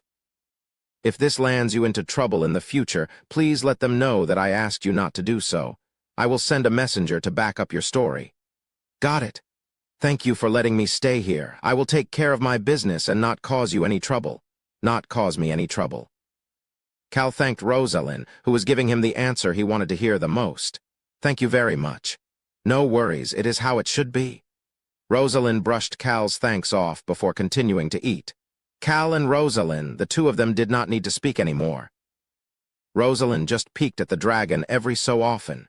She couldn't help it. As a mage, her gaze continued to head to the dragon. The dragon stopped eating the sausage that originally was for Cal before turning to look at Rosalind. After ignoring Rosalind's continued peeking for a while, he finally spoke up. Eat your own food. This is mine. The black dragon pulled the plate with the sausage closer to him. Cal was casually piling more food onto that plate for the dragon. The black dragon was getting addicted to the taste of steak, which was different from eating raw meat, as well as the other types of various foods that were on the table. Rosalind peeked toward Cal, and Cal stealthily put up 4 fingers without the dragon noticing. 4 years old. Rosalind smiled at the meaning of Cal's message and responded to the dragon. Yes, Dragon Nim, I would not dare eye your food. The black dragon started to eat again, and Rosalind and Cal continued their meals as well. It was a relaxing and peaceful meal. After it was over, Cal got on the carriage to go meet the northeastern nobles. The northeastern nobles consisted of just 10 noble families. There were more if you considered the barons and below, but the pillar of the northeast was based on these 10 families. Of those 10 families, the 3 people Cal was meeting today came from 3 families that had been friendly with the Hennetus family for a long time. What a dilemma. That was why Cal was worried. Choi Han, who had been following him as a guard, cautiously asked, "What is? If I can do anything to help, please let me know." "Nothing. You don't need to know." Cal just curtly answered before starting to think again. Choi Han observed Cal and started to worry as well. It was the first time Choi Han had seen Cal worrying like this. Cal did not know what to do. Just what kind of chaos would he need to cause to really look like trash? Cal had come to a realization after being stuck with large baggage like Choi Han and the Black Dragon. He was having a dilemma about how to live a trash life. The northeastern nobles would have seen Cal's trash behavior in the past. They would have also received news about all of Cal's trashy actions in the Hennetus territory. That was why he had to be even more careful. No, he had to be even more chaotic. Cal looked down at his 2 hands. Act like a total bastard. That would be a way to seem like the trash of all trash. While Cal was thinking about what he could do to act terribly, the carriage stopped in front of a residence. Since the northeastern nobles all had residences in the same area of the capital, it was not very far. "Welcome, young Master Cal Nim." Cal noticed the old butler greeting him at the gate and looked to the building behind the butler. This was Count Wheelsman's residence. Count Wheelsman's territory was located in the beginning parts of the northeast, and he was neither very strong nor very wealthy. That was why he was able to build a close relationship with Count Hennetus in the northeast, where they did not have any dukes or marquis. Count Hennetus liked this friendship because, for someone like him, whose territory was far in the corner of the northeast, knowing someone who was the close to the capital was beneficial. Cal thought about Count Wheelsman's successor, Eric Wheelsman. Deputy Butler Hans had cautiously advised Cal before he left for this meeting. "Young Master, it is great that you have a good relationship with young Master Eric. But I bring this up to you to ask whether you think it would be smarter to not act so close to each other in front of the other nobles in the meeting." That let Cal know that Eric and the original owner of this body were very close. However, the information about Eric in the nobles' information report described Eric as a good person who was a bit uptight. "Young Master Cal, may I escort you inside?" "Sure." Cal followed the old butler into the Wheelsman residence. Eric Wheelsman, Gilbert Cheddar, and Amaru Ubar. The 3 of them were inside the residence. Cal was still thinking about how he should act in front of them as he entered inside. In the end, he didn't need to worry about such a thing. "Cal, you at least still listen to this Hyung, right?" Cal had a confused look on his face. Eric Wheelsman pushed up his glasses after seeing Cal's expression. Right now, Cal was seated at the table with the 3 nobles surrounding him like he was in an interview. This is odd. But the atmosphere was more of them consoling him rather than interviewing him. Eric Wheelsman started to speak. "Won't it be annoying for you as well?" Viscount Ubar's daughter Amaru and Baron Cheddar's son Gilbert chimed in. "He's right." "Young Master Cal, I heard you don't like annoying formalities." "Young Master Cal, it is not wrong to find something to be annoying." It felt like they were trying to console a child. Cal first responded to their statements. "Yes, it is annoying. See, that is why." Tap. Eric lightly tapped the table. It did not seem like it was because he was angry, but more like a subconscious movement. He looked toward Cal, who used to be a cute little kid until he grew up to be trash, and quietly continued. "That is why you don't need to say anything or do anything.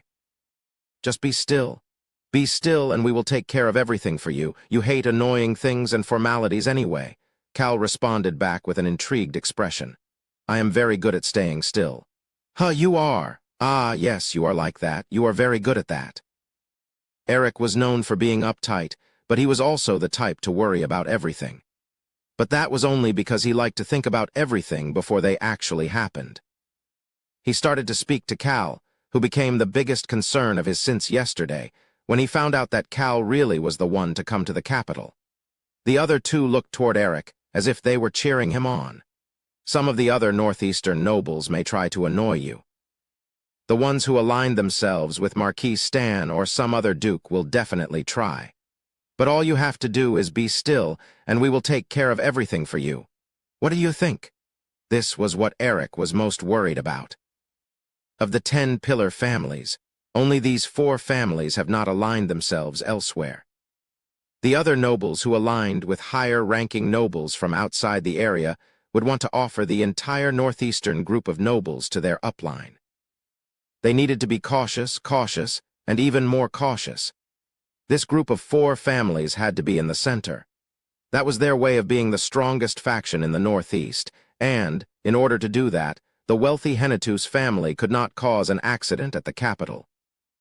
Eric, as well as the other 2, quietly waited for Cal's response. That would be great. Cal had a gentle smile on his face to go with his response. Eric was thinking that Cal still looked like the good kid from the past, as long as he was not drinking, and started to speak. I plan on showing our respect to the Crown Prince together as well. I'm sure you find this to be annoying and want to get right to drinking, but that will be difficult. As long as you do that initial greeting, we will take care of everything else. Oh, Cal started to smirk. He found this atmosphere quite interesting. He picked up the wineglass in front of him. Cal could see Gilbert flinch as he did that. Cal thought this was odd as well. He may be a troublesome trash, but since they were on the same side, their only possible course of action was to protect him. He wet his mouth with the wine before starting to speak. It's great, isn't it? Eric had a bright smile on his face as his glasses reflected the light from the chandelier. Cal decided to take the 3 nobles' offer of doing nothing and getting their protection. He liked this plan very much. All you have to do is show up, sit there, and relax. Great. It sounds perfect. It was a very good offer, just the type Cal liked. He calmly ate the meal in front of him as he started to think that it was a good idea to come here today. However, Eric, Gilbert, and Amaru did not let their guards down. Cal Hennetus was someone who had even thrown a bottle at the Northeastern Nobles meeting when everything seemed to be going great. They were especially cautious because they were here to convince the Crown Prince to invest in the northeastern coastline, where Gilbert and Amaru's families were positioned. Wine from the Hennetus territory really is great. Of course, Cal knew about the 2 families' desire for the Crown Prince's investment from the information Ainz had given to him. The 4 families shared information with each other without any secrets. However, Cal knew that the investment from the Crown Prince would not be possible.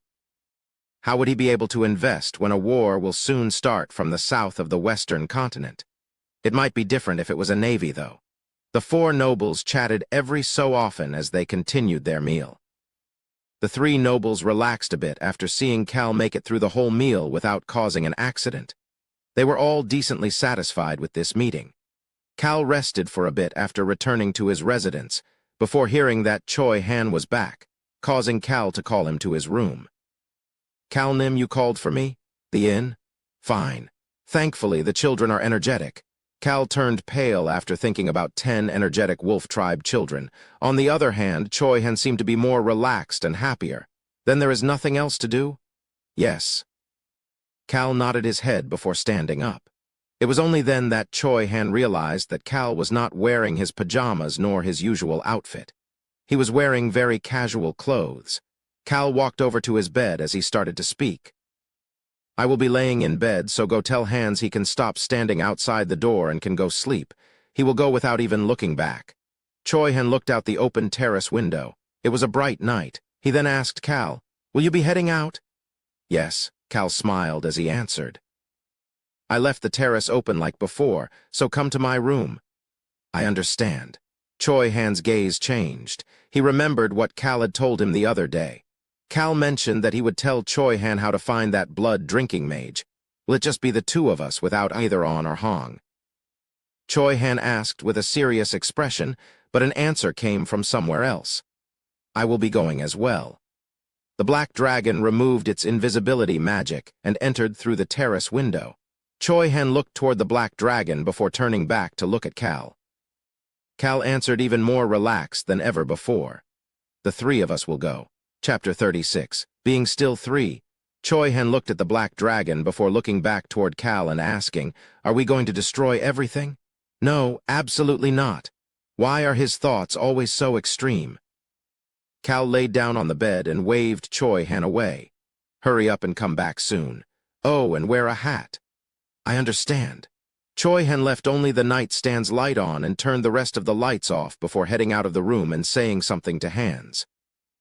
Cal kept his eyes closed and pretended to be asleep. The door soon closed and Ainz did not enter. The black dragon, who had been invisible while the door was open, removed its invisibility and landed on the bed.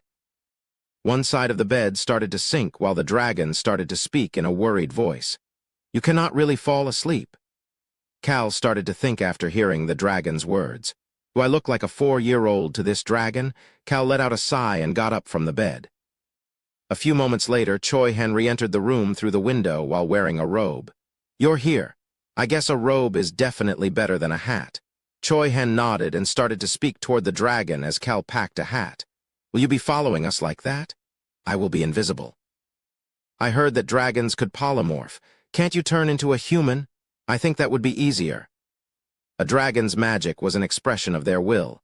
That was why Choi Han thought that the dragon could easily polymorph if it had the will to do so. The black dragon snorted at Choi Han's words. "I hate humans. I do not want to be like the humans." He said that dragons were cool and awesome. "Who said that?" The black dragon peeked toward Cal at Choi Han's question before quickly looking away. It then turned invisible and flew up into the sky. The sunken part of the bed returned back to normal. Cal leisurely started to speak to Choi Han, who was looking at him with an odd expression. "Dragons indeed are cool. They really are." Choi Han nodded his head and followed behind Cal, who was heading toward the terrace. He then looked out the third-floor terrace window and stopped suddenly. Calnim? What? Do I have to carry you again?" Cal snorted at Choi Han's hesitant question and pointed to the ceiling with his index finger. At that moment, Cal's body slowly lifted off the floor and started to turn invisible. Cal watched his entire body turn invisible before looking up to the ceiling and starting to speak. "Dragons are great and mighty." "You are right. I am great and mighty." The invisible black dragon responded to Cal. Choi Han could see Cal's evil smirk quickly appear before disappearing. Choi Han realized how Cal was controlling the dragon, and he started to speak as well. "Wow, dragons are great and mighty." Once Choi Han said that, he turned invisible as well, and they could leave the residence without any worries. Of course, there were magic detection tools around the residence fence, but they were for preventing intruders. They did not have any reaction to people leaving from the residence. Choi Han stood at a small alley a bit away from the residence and started to speak. "It is fine from here." As soon as he said that, the invisibility magic on Cal and Choi Han was removed. Cal, whose levitation magic was removed as well, landed gently from the 10 centimeters he was floating in the air. Cal was shocked at this chain of events. The black dragon's magic skills are much stronger than I thought. I wonder if it is related to its special characteristics. This level of magic was already a bit higher than the level of the highest tier mages. It was no wonder that they said that an adult dragon could easily destroy an entire kingdom if it was willing to do so. But I won't need his help like this once I get the sound of the wind. I can then move around without the black dragon or Choi Han coming with me. The sound of the wind was the third ancient power Cal was planning on taking. However, he needed to head to the Roan Kingdom's northeastern shores to find that power. I'll need to go to young Lady Amaru's territory. Cal was planning on heading there to get the sound of the wind on his way back from the capital. His excuse to others would be that he wanted to go sightseeing, since he was already out. The fact that it was an ancient power by the sea made him a bit concerned, but Cal decided to not think much about it because it was a power that he could quietly take. By then, Choi Han's crew won't be with me anyways. Cal was certain that the whale tribe and the mermaids appeared at the northeastern shores around the end of Volume 4. The war in the ocean between the eastern and western continents. All he had to do was avoid the shores at that time. More than the whales, he needed to avoid those crazy mermaids. Cal covered his red hair with his hat before taking a map out of his pocket. He then took the lead. "Follow me." The still invisible black dragon and Choi Han walked on either side of Cal, following Cal out of the southern district of the nobles and into the center of Huis. The night became as bright as the day as they got closer to the center of Huis. There were many bright lights on the streets with shops selling stuff, and bars were the most lively at this time. The nightlife at the capital is really different from other places. It sure is. Cal nodded his head at Choi Han's words before heading toward the Plaza of Glory at the center of Huis. They could see a round plaza in front of them with fountains in all 4 directions. Each fountain had groups of citizens gathered around it. The 3 of them could see the citizens relaxing with their families or friends after a long day of work. Since it was 9 p.m. right now, they would continue to enjoy themselves at the plaza until the guards came to patrol at 11 p.m.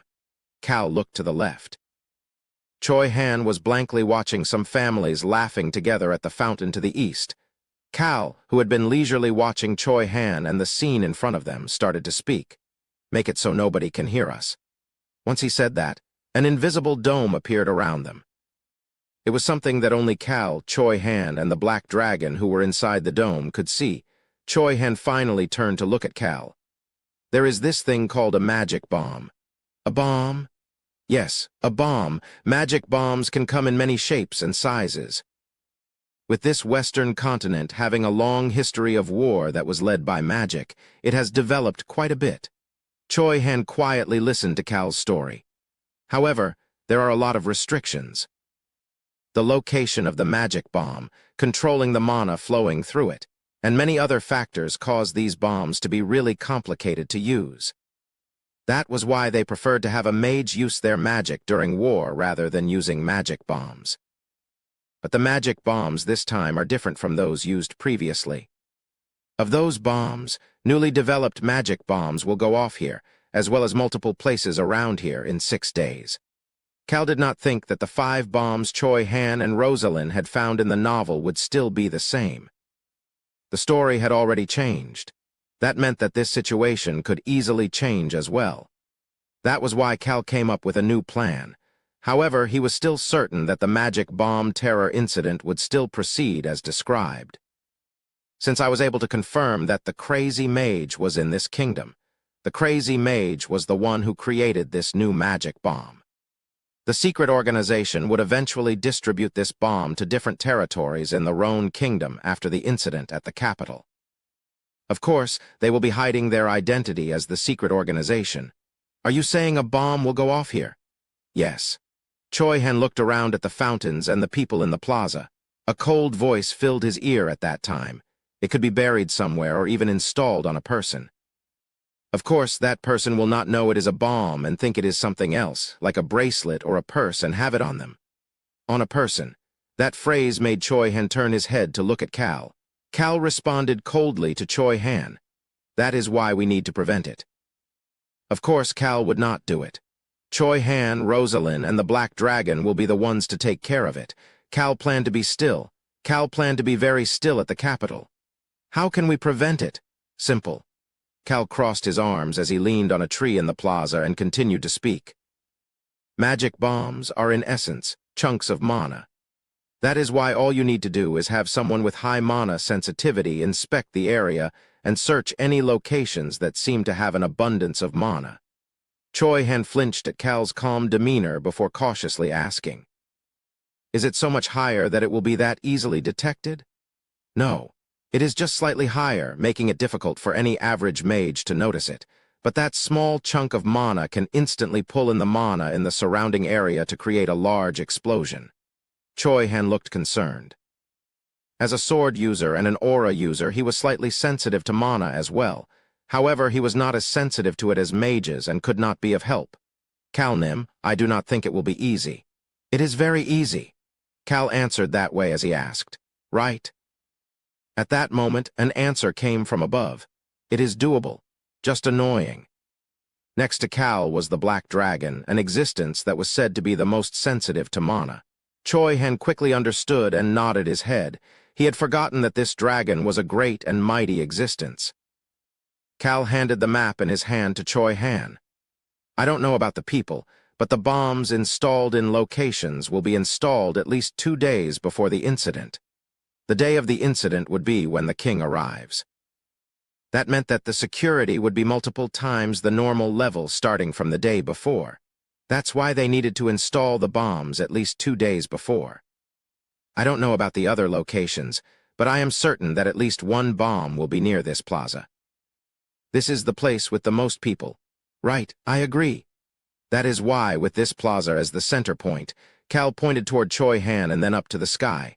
Choi Han, you and the dragon will roam around the capital every night to look for the magic bombs. The 2 of us. Cal patted Choi Han's shoulder and answered as Choi Han asked. The way to handle the Black Dragon and Choi Han was pretty similar. Yes. Choi Han, if it is you, I know that you can stealthily move around without being noticed. You are very talented. Choi Han quietly nodded his head with a serious expression. He then asked, what should we do once we find it? Leave it there for now, not get rid of it. We will get rid of it on the day of the incident. May I ask why? Cal started to smirk. Don't you want to find that mage? It was not the answer to Choi Han's question, but Choi Han first nodded his head. Cal looked around the plaza. Everybody looked happy, but members of the secret organization may be mixed in with them. Cal did not know where that blood-drinking mage was located. The mage may be hiding somewhere or roaming around under a disguise. A mage needs to be present in order to make a magic bomb go off. The mage who made the bomb needs to remove the restriction to set it off. Then, Choi Han started to speak as a thought came to him before stopping himself and looking back toward Cal. Cal continued on in an uninterested voice. First, find the bombs. If you happen to get lucky and find the people installing the bombs, follow them without getting noticed. Since the Black Dragon will be with him, Choi Han would stop right before he would be detected by magic. But Cal thought it would be difficult for them to find those people in the process. It will take a lot of work to look for the locations with a slightly elevated mana fluctuation to find the bombs. It will be very difficult and tiring. That was why Cal left this task to the 2 of them. He would not be able to help, but more importantly, he didn't want to do it. Then do we just have to roam around until 2 days before the event? No, the 2 of you will need to come the day before as well. The day before? Wouldn't it be difficult because there will be a lot more guards? Choi Han did not ask his question. It would be difficult, but still manageable for him. He would just need to spend a little more effort and be a little more cautious. At that moment, Choi Han could see Cal with his villainous smirk once again. Cal took a black orb out of his pocket and showed it to Choi Han. Ah. Choi Han let out a gasp. He was familiar with this black orb. It was the mana disturbance tool. It had been used by Cal once before. It was strong enough to have a range of an entire mountain. Cal leisurely smiled as he started to speak. He knew when the bomb would go off. A lot of mages will be there that day, so it probably won't even last 10 minutes, but it will help. It will make everything related to magic not work for that duration. 10 minutes was enough. They just needed to save the people with bombs on them in those 10 minutes. They will be very visible. And by that point, there will be a lot of humans and beast people to put to work, in addition to Choi Han and the dragon as well. Choi Han looked back and forth between the black orb and Cal, before taking a gulp and starting to speak. Cal Nim, you were planning to do all of this on your own. That is why. Cal knew what Choi Han was going to say. That was why he cut him off and started to speak to Choi Han and the dragon. Go and work. Choi Han blankly stared at Cal. Cal pointed to the beer bar that was famous for its beer and continued on. I will be waiting for you here. Just look around until about 11 before coming back for today. Choi Han thought for a moment, before letting out a sigh-like laughter and nodding his head. Got it. Today, the dragon and I will just look around the interior of the plaza before returning. Choi Han had originally thought about asking why Cal was not going with them. However, he quickly realized it. Cal would only be baggage to Choi Han and the Black Dragon as they worked. Cal was weak. There was not even a trace of mana coming from Cal's body, nor did he look like he practiced any type of martial arts. He was plain, yet not plain at the same time. I will work hard, so please buy me a beer when I come back. Sure. Dragon, thanks for your help too. The black dragon got rid of the soundproof dome, as if to respond to Cal's words. Choi Han just slightly bowed his head before moving away from Cal. 2 hours later, Cal returned to the residence with Choi Han and the black dragon, who did not manage to find anything. They did not manage to find anything the next night either. Cal, who could not sleep at night, finally woke up in the middle of the day. He was not tired, though, because the vitality of the heart made it difficult for Cal to feel tired. "Young master, are you up?" Ron. Cal's honey-like slumber disappeared like a dream as he came back to reality. "I have returned." Ron was back. He then handed a letter to Cal. Cal gave an order to Ron for the first time in a while after seeing the letter. "Ron, go wrap up a bottle of the best wine." It was a letter with the crest of the Flynn Merchant Guild. Cal opened the letter to find a single sentence. "Young Master Cal, will you be treating me to alcohol soon?" The bastard son of the Flynn Merchant Guild's leader, Billows, would soon arrive at the capital. The letter helped Cal realize that it would not be long before he met the crown prince inside the palace. Since there were a lot of villains in there, it was time for him to be very, very still. Chapter 37. Being Still 4. Ron nodded his head at Cal's words, but added one more thing before he left. "I understand. By the way, young master, you do remember that you have to visit the palace the day after tomorrow, right?" Before the king announces the start of the festival in the plaza, the nobles were scheduled to meet with the crown prince. It was neither a serious meeting nor a feast, but something in between. It was set to take place in a wing of the palace, where important meetings usually took place. Cal thought about the crown prince and the palace before his mind drifted elsewhere. I wonder if Taylor and Cage are well. The fallen eldest son and the crazy priestess. Cal thought that the two of them were probably doing very well. But suddenly, his back felt chilly and he caressed the back of his head. That coldness made Cal make up his mind. Let's not think about the two of them. Cal will be very still at the palace. Even if someone curses him from the side, he will just sit there silently before returning here. Cal peeked at the table in front of them. There was a letter from Eric sitting there. "Cal, you don't have to do anything at all. This Hyung Nim will take care of it all for you." "Got it?" Eric Wheelsman, one of the northeastern nobles, sent him a letter a day. It was very clear that Eric was worried about what might happen. Cal grabbed the letter on the table and chucked it to a corner. "Then I will make sure to have them wrap up a bottle of our best alcohol." "Good." Cal was watching Ron leave when he saw some faces he had not seen for a while enter through the open door. Ron peeked at the two of them before closing the door. The two that entered approached Cal and started to speak. "I think I can kill them if they let their guard down." "I see a way we can kill them." It was the kittens On and Hong. These two kittens, who Cal had not seen for a while, were excited, as they seemed to have found a way to kill the beast people who were as strong as the wolf tribe. "Good job." The two kittens came and rubbed their faces on Cal's leg after hearing his compliment toward them. Cal pushed the two of them away because he found it annoying. Ron soon entered the room once again. "Young master?" "What?" Ron looked at Cal, who answered like he didn't care before asking his question. "May I go as your personal servant to the palace?" "Why are you asking such an obvious question? Who would go if it wasn't you?" That answer made Ron make up his mind to leave. The people who called themselves ARM and ruled the eastern continent's underworld had started to expand their reach to the western continent. ARM was just one limb of the organization, and nobody knew their true identity. The Malan family was a fifth-generation assassin household that sought to rule the night in the eastern continent, and Ron Malan, the successor to the Malan family, hated and feared this ARM. "Young master." "What? You will be very cool in the palace." "Ron." Cal looked toward Ron, who, after returning from his time off, was flattering him unlike his usual self, and casually asked, "I do have a handsome face and figure, don't I?" Meow. The kittens snorted at Cal, but they couldn't disagree. Cal was a handsome man with a slick figure.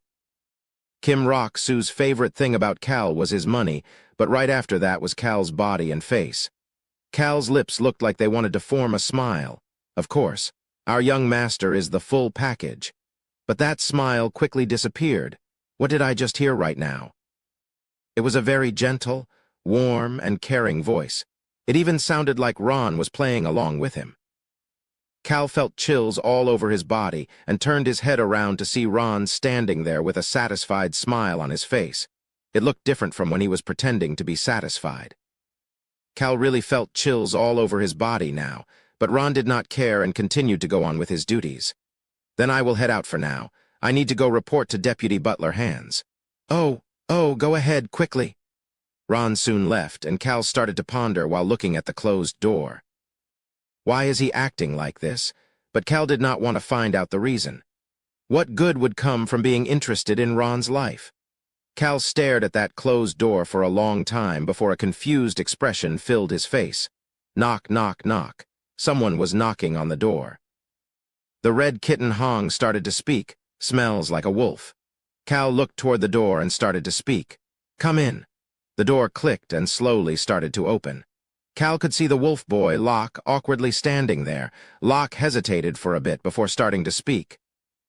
Hello, I came to thank you. I didn't know when would be a good time to stop by, so if it is okay with you, may I come in for a bit? Come in. Cal didn't want to hear this awkward voice any longer, so he waved Locke inside. Locke carefully closed the door with a nervous expression and approached Cal. Cal pointed to the couch across from him. Take a seat. Thank you. Locke sat down on the couch and peeked at Cal. Unlike his earlier words that made Locke think of his uncle, this person, named Cal Hennetus, had an aura about him that made it difficult to approach him. Rather than it being difficult because he was strong like his uncle, it just felt like it would be difficult to talk to Cal. Say what is on your mind. You see, Locke seemed to be thinking about what to say before jumping up from the seat and bowing toward Cal. Thank you very much. Locke seemed very naive, scared, and, in some aspects, stupid. He definitely fit the profile described in the novel. His personality changed in the novel after going berserk for the first time, but it looks like it is still the same now. Cal responded to Locke's thank you. Sure, it is definitely something to be thankful for. Excuse me? Ah, yes. Locke had an odd expression on his face as he sat back down. Cal watched Locke sit and started to speak. No need to thank me anymore, you can go. Ah, well, actually. Locke could not stand back up and just moved his lips without saying anything. He had heard stories from Rosalind, the two cat tribe kittens, Choi Han, and even Hans, which made him think things through over and over. He was still not done thinking things through. Cal just quietly watched Locke. It was because he knew how Locke would act that he was trying to quickly kick Locke out of here. Well, young master, you see? Locke didn't know how to start.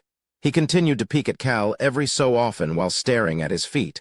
Locke lightly bit down on his lips a couple of times. He didn't like this personality of his very much. At that moment, Locke heard a cold voice. Spit it out. Excuse me? Locke lifted his head up to see Cal. This was the first time Locke made eye contact with Cal since coming into the room. Cal kept eye contact with Locke as he continued to speak. Good. When you are talking to someone, you should make eye contact like this. He continued on. Spit out everything you want to say. Cal looked at the clock before looking back at Locke, who was looking at him with a blank expression on his face. I will at least listen to what you have to say. Ah, Locke let out a gasp. He clenched his fidgeting hands and finally started to speak. I am the older brother. His voice was weak. His body was large, but he was still a young boy. I need to take care of my younger siblings. Locke knew that he was still lacking a lot to be called a member of the wolf tribe. However, he had 10 younger siblings that he needed to protect and care for right now. In addition, I was also a nephew and a younger brother. The Blue Wolf tribe loved and cherished the cowardly and stupid Locke. He could not forget about his family, friends, and neighbors who cared for him so much. That is why I need to get my revenge. That was why he needed to pay them back for everything they took from him.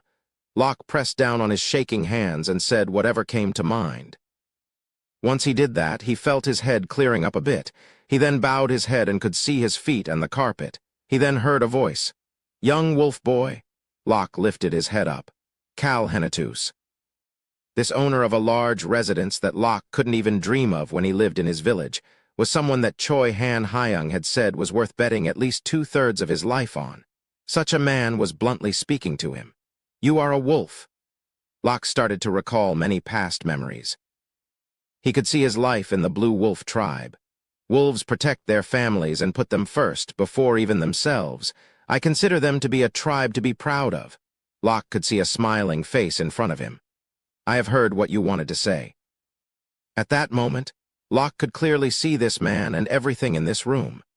On either side of Cal were the cute cat tribe kittens, and the sunlight coming into the room made it seem very peaceful. Locke finally remembered the words that he needed to say, and the words he wanted to say. "Thank you very much for your help, and please help me." The owner of this peaceful atmosphere started to speak. Once was enough for the thanks. The reason Cal was thinking so much about how to act like a trash these days was because of Choi Han and the Black Dragon. The Black Dragon itself was a concern, while Choi Han was a concern because of the things he brought back with him. "I do not wish to help you." Cal did not want to help Locke. However, he knew the pain the 10 wolf children were feeling after losing their parents and their support. He had experienced it himself. Furthermore, he already had a foot inside this situation. He did not want to be responsible for everything. He planned to do just the bare minimum so that he would break even. Cal continued to speak toward Locke, who was lowering his head after hearing Cal say that he did not want to help him. "However, I do have plans to make a deal with you." "A deal?" "Yes," Cal continued to speak. "What do you need help with, and what can you do for me in return?" Cal had no desire to teach this wolf boy who was not experienced with anything. That was for Choi Han or Rosalind to deal with. Cal stood up, as he still had a couple things to take care of before heading to the palace, before speaking once more to the wolf boy. "Come back when you have the answers." Locke thought for a moment before getting up from the seat and bowing his head. "I understand. I will come back to see you when I have figured things out." "Sure." Cal lightly patted Locke's head once. The gaze in Locke's eyes as he looked up was quite satisfactory. Cal grabbed the Crown Prince's invitation and got off the carriage. The gathering was to start at 5 p.m. Cal looked at the palace. That was incomparable to both the Henetus estate and their residence in the capital combined. The Palace of Joy. The name of the location of the gathering was called the Palace of Joy, and it was built by the king to share his joy of the birth of the Crown Prince. Of course, the king now favored the third prince. Cal was planning to meet up with Eric, Gilbert, and Amaru outside the palace and enter together. He looked toward the palace and started to think, is this a cliché too? It just so happened that someone else arrived at the palace right when Cal arrived. Wow, who is this? Isn't this our famous young master Cal? Sigh. Cal held back his sigh. He could feel the distaste from the person before him just from their tone. The person approaching him was Neo, the successor to Viscount Talls. Why do I have to run into one of Venyan's minions now? Neo Talls was one of the stereotypical villains. He went around doing Venyan's biddings. The village that the Black Dragon was tortured in belonged to Viscount Talls. And Viscount Talls's people never liked the Henetus family. It was because, although they were separated only by a single mountain, the difference in wealth was drastic. However, in the past, they were once friendly with the Henetus family. That all changed once they went under Marquis Stan's faction 5 years ago. Of course, they wouldn't say it out loud, but they would stealthily try to take control of the Northeastern nobles' meeting. Neo Talls smiled brightly as he stood in front of Cal. You are alone. They were still a bit away from the palace entrance, and the vice-captain and Ron were speaking with the guard to get permission to enter. Cal, who brought only the minimal amount of people with him, looked down to Neo. Neo saw that Cal was alone, and thus pushed his subordinates back. I am going to chat with young Master Cal for a bit. Go get permission for us to enter. Neo sent his subordinates to the guard and took one step closer to Cal.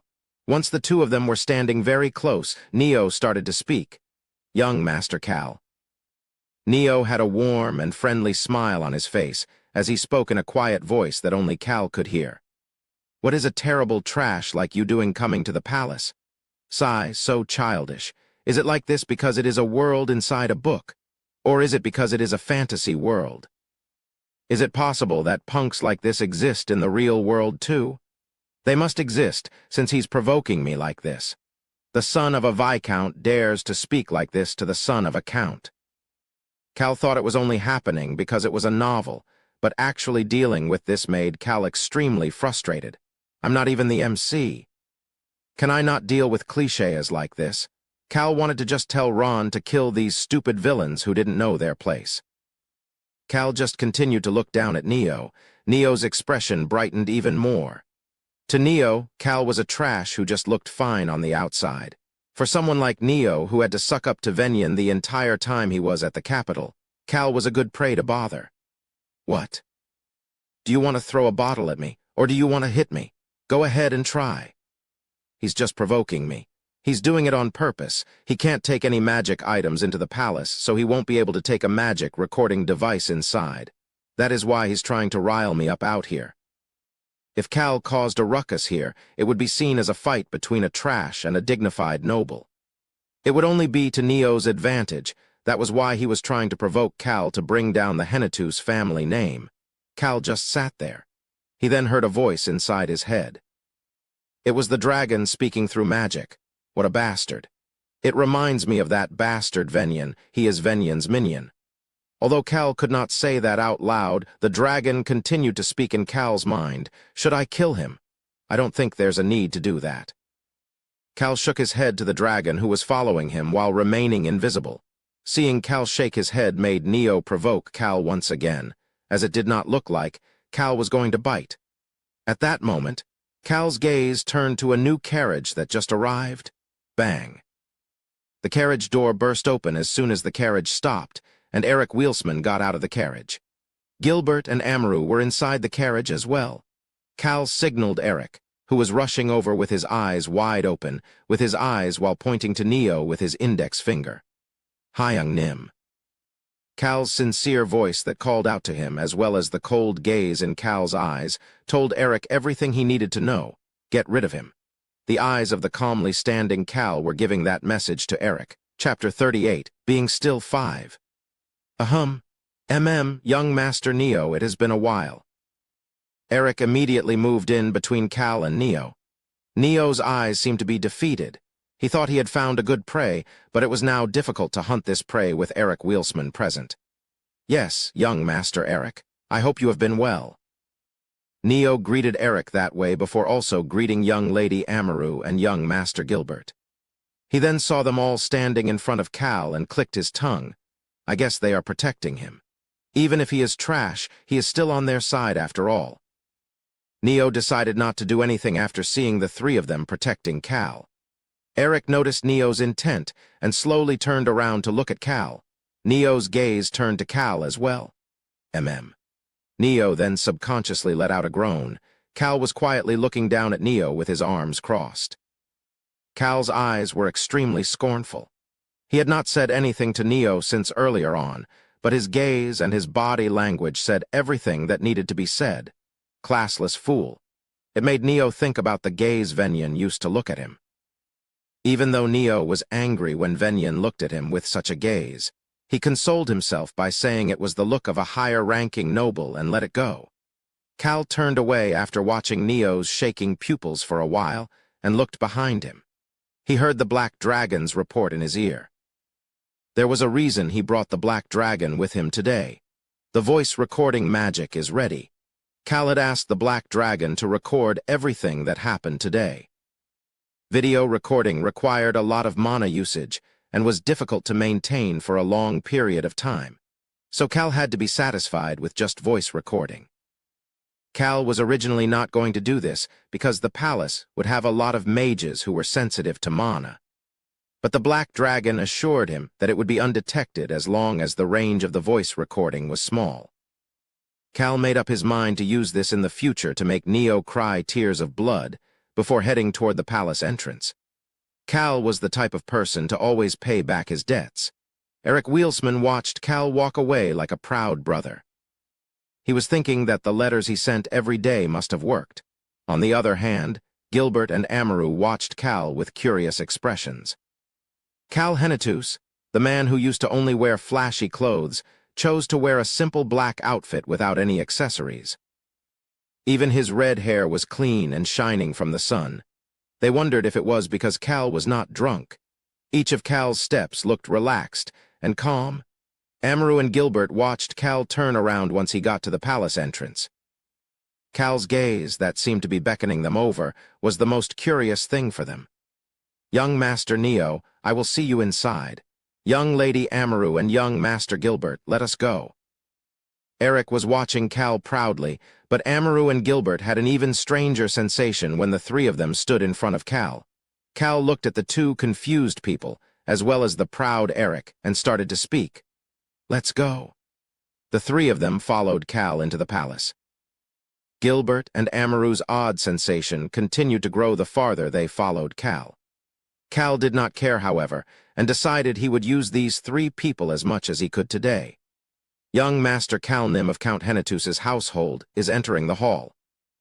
Cal could hear the servant shout out Eric, Gilbert, and Amaru's names as well as he walked into the hall.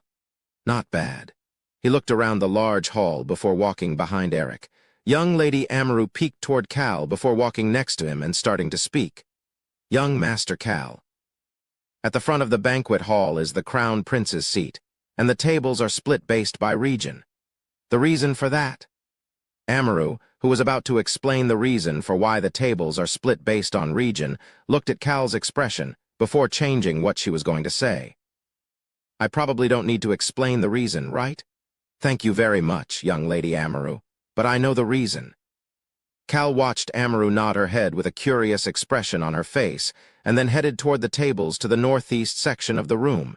There were 5 tables inside the hall. Northeast, northwest, southwest, southeast, and the center. They were all divided based on each of the noble factions. The Crown Prince is good at things like this. He controlled things in the background to make the factions compete with each other, while also forcing them to come together every so often. It was the Crown Prince's specialty. But the Crown Prince was very thorough about his own treatment as well. The Crown Prince's table was located to the front of all 5 of these tables, at a location that was about 2 steps higher than the rest. The second and third Prince's seats are 1 step lower than his. 1 step lower than the Crown Prince's table was the table for the second and third Princes. Even if this event was being hosted by the Crown Prince, it would be weird for the second and third Princes to not attend a gathering of nobles. Since the Crown Prince was the one to host it, he made sure to show a gap between their status. He really pays attention to these tiny, useless details. The Crown Prince, actually, all of the people in those positions of power were really not Cal's type of people.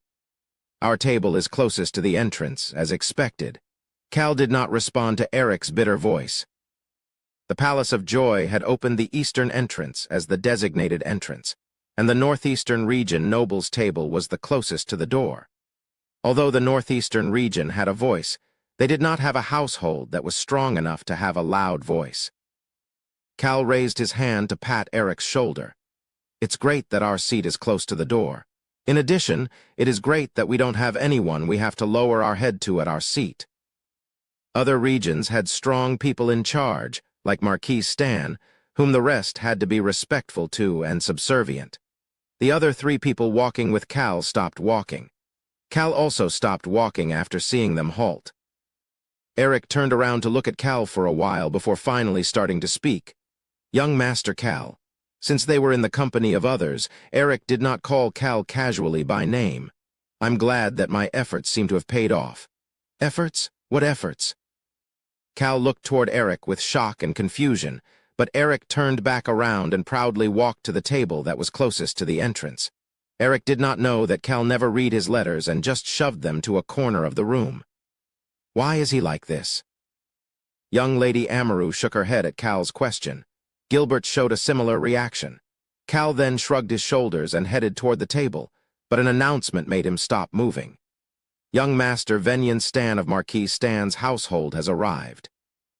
Cal understood why Neo-Tals did not follow them inside the Palace of Joy. Venyan. Neo-Tals was standing right behind Marquis Stan's successor, Venyan, but Cal did not care for chumps like Neo or Venyan. Cal. Eric called out to Cal, who suddenly started quickly walking to his seat, but Cal just waved him off and sat down. Ah, welcome, young Master Cal. Hello, young Master Cal. Cal gave a short response to all of those respectful greetings. Hello, good to see all of you. Silence suddenly filled the table, and Cal put his hand underneath the tablecloth without others noticing. I knew it. He could feel the invisible black dragon's body shaking. I'm okay. I told you that I am okay. Cal listened to the black dragon's voice in his head and patted its shaking body. Anger and fear. The black dragon's mind was full of both right now. That was why trauma when you are young is so scary. The black dragon did not know how to respond because the physical trauma that its body remembered was not aligned with the rationality in its head. I am okay. I am a great and mighty dragon.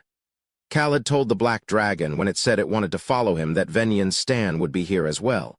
He also got the black dragon to promise that it would not kill Venyan Stan today. He also promised something else to the dragon.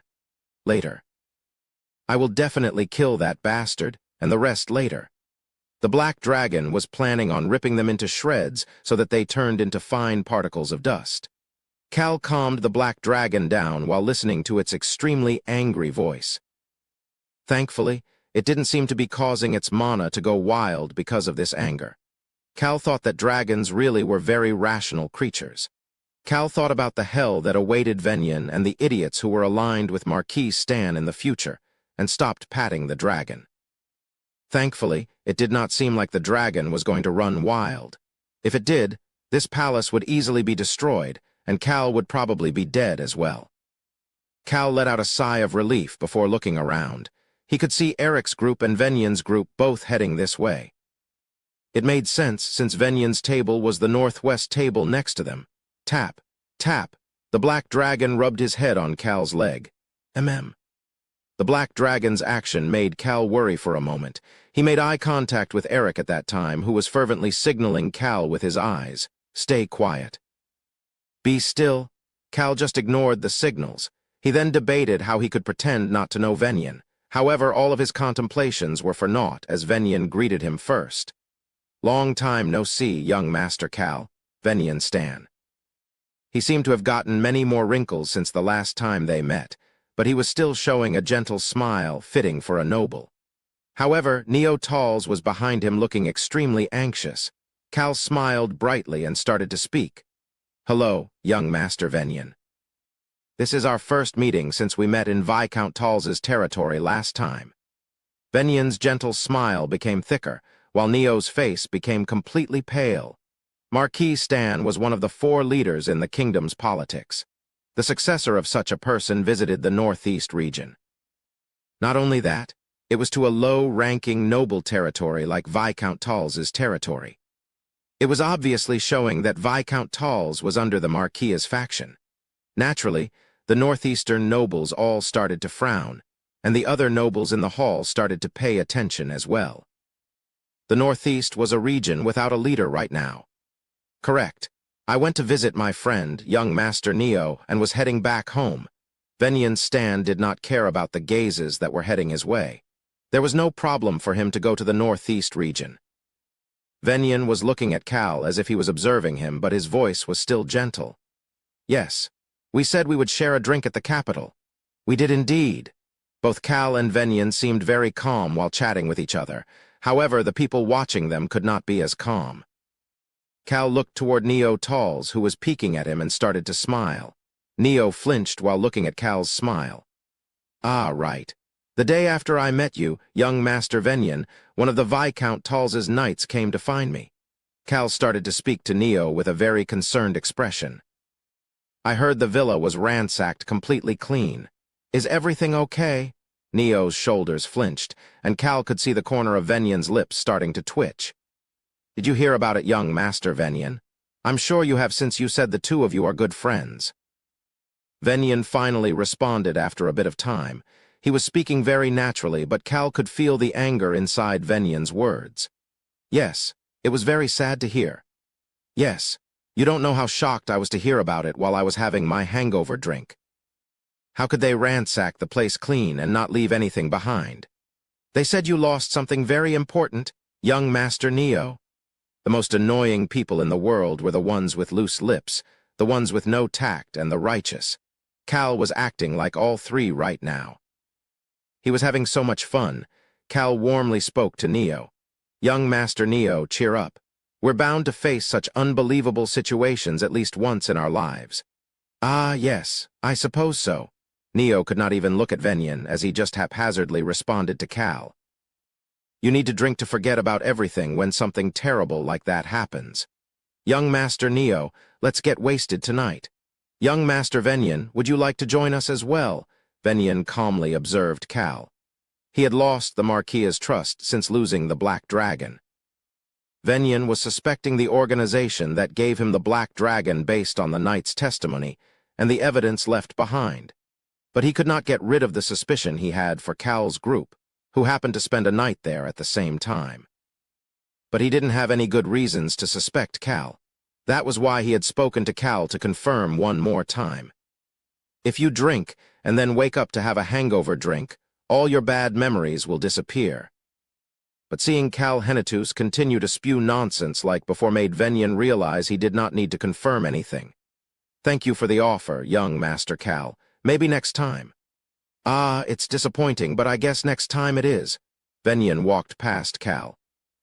As he did, he could hear Cal speaking to Neo. Your night was extremely pale, young Master Neo. You should have prepared in advance for such a situation. How could you lose all those valuable things at once? Cheer up. You may not recover what you lost, but what can you do about it? You have to just live on. Sigh. That trash, Venyan smiled at the nobles who were observing him after hearing that he went to the northeast and held back his anger. That stupid dragon and that paralyzed son of a bitch. Where did all of them go? Venyan only looked forward as he walked. After taking a peek at Venyan walking away, Cal turned away from the extremely pale Neo without any hesitation. Of course, he gave Neo a final remark before doing so. Cheer up. Cal knew that Neo would be ripped a new one by Venyan. Young Master Cal. Cal watched Eric, who looked like he had a lot to say but could not figure out how to say it, before sitting back down. It is my turn next. Cal nodded his head after hearing the Black Dragon's voice and looked around the table. The northeastern nobles were all looking at him. This was probably the first time they've ever seen such a normal version of Cal. That was why Cal picked up the bottle of alcohol in front of him to meet their expectations. They all looked away almost instantly. This was the strength of a trash. However, the people at other tables were still watching Cal with curiosity. Cal ignored those gazes as he handed the bottle to Eric. I'll drink it later? Sure. Cal looked away from Eric, who was speaking informally for the first time since coming into the palace, and looked at the clock at the hall entrance. It would soon be time for the feast to start. That was why the nobles all took their seats. The reason was obvious. With Venyan Stan's entrance, the remaining three powerful families entered as well. Young Master Antonio Jaira of Duke Jaira's household has arrived. Antonio Jaira of Duke Jaira's family, young Lady Karin Orsina of Duke Orsina's family, and Marquis Alan, the other Marquis of the kingdom. They all entered into the hall with their subordinates behind them. The door closed after all of them entered, but there was nobody who got up to chat with them. Cal leaned comfortably in his chair and looked toward the banquet hall entrance. The clock was getting close to 5 p.m. Click, click. The clock reached exactly 5 p.m. Screech, the large door opened, and the main characters for this gathering showed up with their entourage. The servant was ready to shout louder than he had shouted all night, but the person in front lifted his hand up to stop the servant. Roan Kingdom's crown prince, the eldest prince of the kingdom, Alberu Crossman. He seemed to enjoy the attention on him as he headed to his elevated seat without any introduction. All of the nobles got up to greet him, and Crown Prince Alberu left the second and third princes behind as he headed to the highest spot in the hall. Bang! As soon as he stood in front of his seat, the door closed. It meant that everyone was present. Crown Prince Alberu looked down at the second and third princes, as well as everyone else, and started to speak. Welcome. Thank you for responding to my invitation.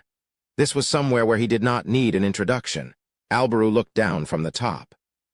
Cal blankly looked up at him, before looking back at the clock. It's about time they got here. The person who would be the gossip of all of the nobles here for a while had not arrived just yet. Cal could hear the Crown Prince starting to speak. Precious individuals who will make this kingdom shine, the future leaders of our kingdom, this prince is very happy that all of you have come to this gathering. The Crown Prince was slowly turning on the engines of his glib tongue. It was at that moment. The Crown Prince turned his gaze to the entrance. The closed door was being pushed, as if it was being reopened. He could hear some chattering through the gap that was created. Cal started to secretly smile. At that moment, a servant urgently rushed to the Crown Prince from a different entrance. They're here. Cal was certain. At that moment, the Crown Prince seemed to be deep in thought for a moment before he waved at the knight who peeked inside. Screech, the large door opened once again. Since it was after the Crown Prince, the servant did not dare call out the person's name. But there was no need to do so. Right on time. A wheelchair entered into the banquet hall. Taylor Stan, the paralyzed eldest son of Marquis Stan. He had arrived at the banquet hall with the crazy priestess Cage. At that moment, Taylor and Cage's gazes quickly moved past Cal without anybody noticing. But that was enough for the three of them. Chapter 39. Being still 6. Bang, the banquet hall's door closed tightly once more. Taylor Stan was wearing luxurious and formal clothes, even though he was on a wheelchair, and there was a relaxed smile on his face. Priestess Cage was wearing the God of Death priestess robe. I guess they decided to flat out reveal their identities. Cal thought it was a wise decision. The temple of the God of Death may get a headache over it, but why would Cage care about that? What is this? A shocked and angry voice came from the northwest table. When Cal turned to look, Venyan jumped out of his seat in anger as he glared at Taylor. This was a reaction you would normally never see out of Venyan, and a reaction that went against the noble etiquette. But Venyan was not in a state to care about etiquette right now. Cal looked up to the top of the platform. Crown Prince Alberu opened his arms and started to speak. I did not expect to see Marquis Stan's eldest son, Taylor Stan, and a priestess of the God of Death here. The Crown Prince seemed happy. Taylor showed his respects while still sitting on his wheelchair. I heard that there was an opportunity for the kingdom's nobles to meet with and discuss with your majesty. I do apologize for coming without an invitation. The Crown Prince Alberu had a smirk on his face. Cal could tell from that smirk that Alberu properly understood what Taylor meant by being able to have a discussion with the Crown Prince. I did ask for each household's representative, but if the household does not have a representative, there is no issue with who shows up. I guess you were probably upset that I only sent one invitation to the Marquis's household, Mr. Taylor. Just a bit, your majesty. Cal peeked toward Venyan. A household without a representative. Although it wasn't official, everybody knew that Venyan was going to be the successor to the Marquis. The Crown Prince's words were said to subtly take a dig at Venyan. It was probably because Marquis Stan was close to the third prince. That is the weird part. Cal found that fact to be weird. Although Cal didn't care about it and didn't look into it. But even if the king cherished the third prince, it should not be easy to replace the Crown Prince.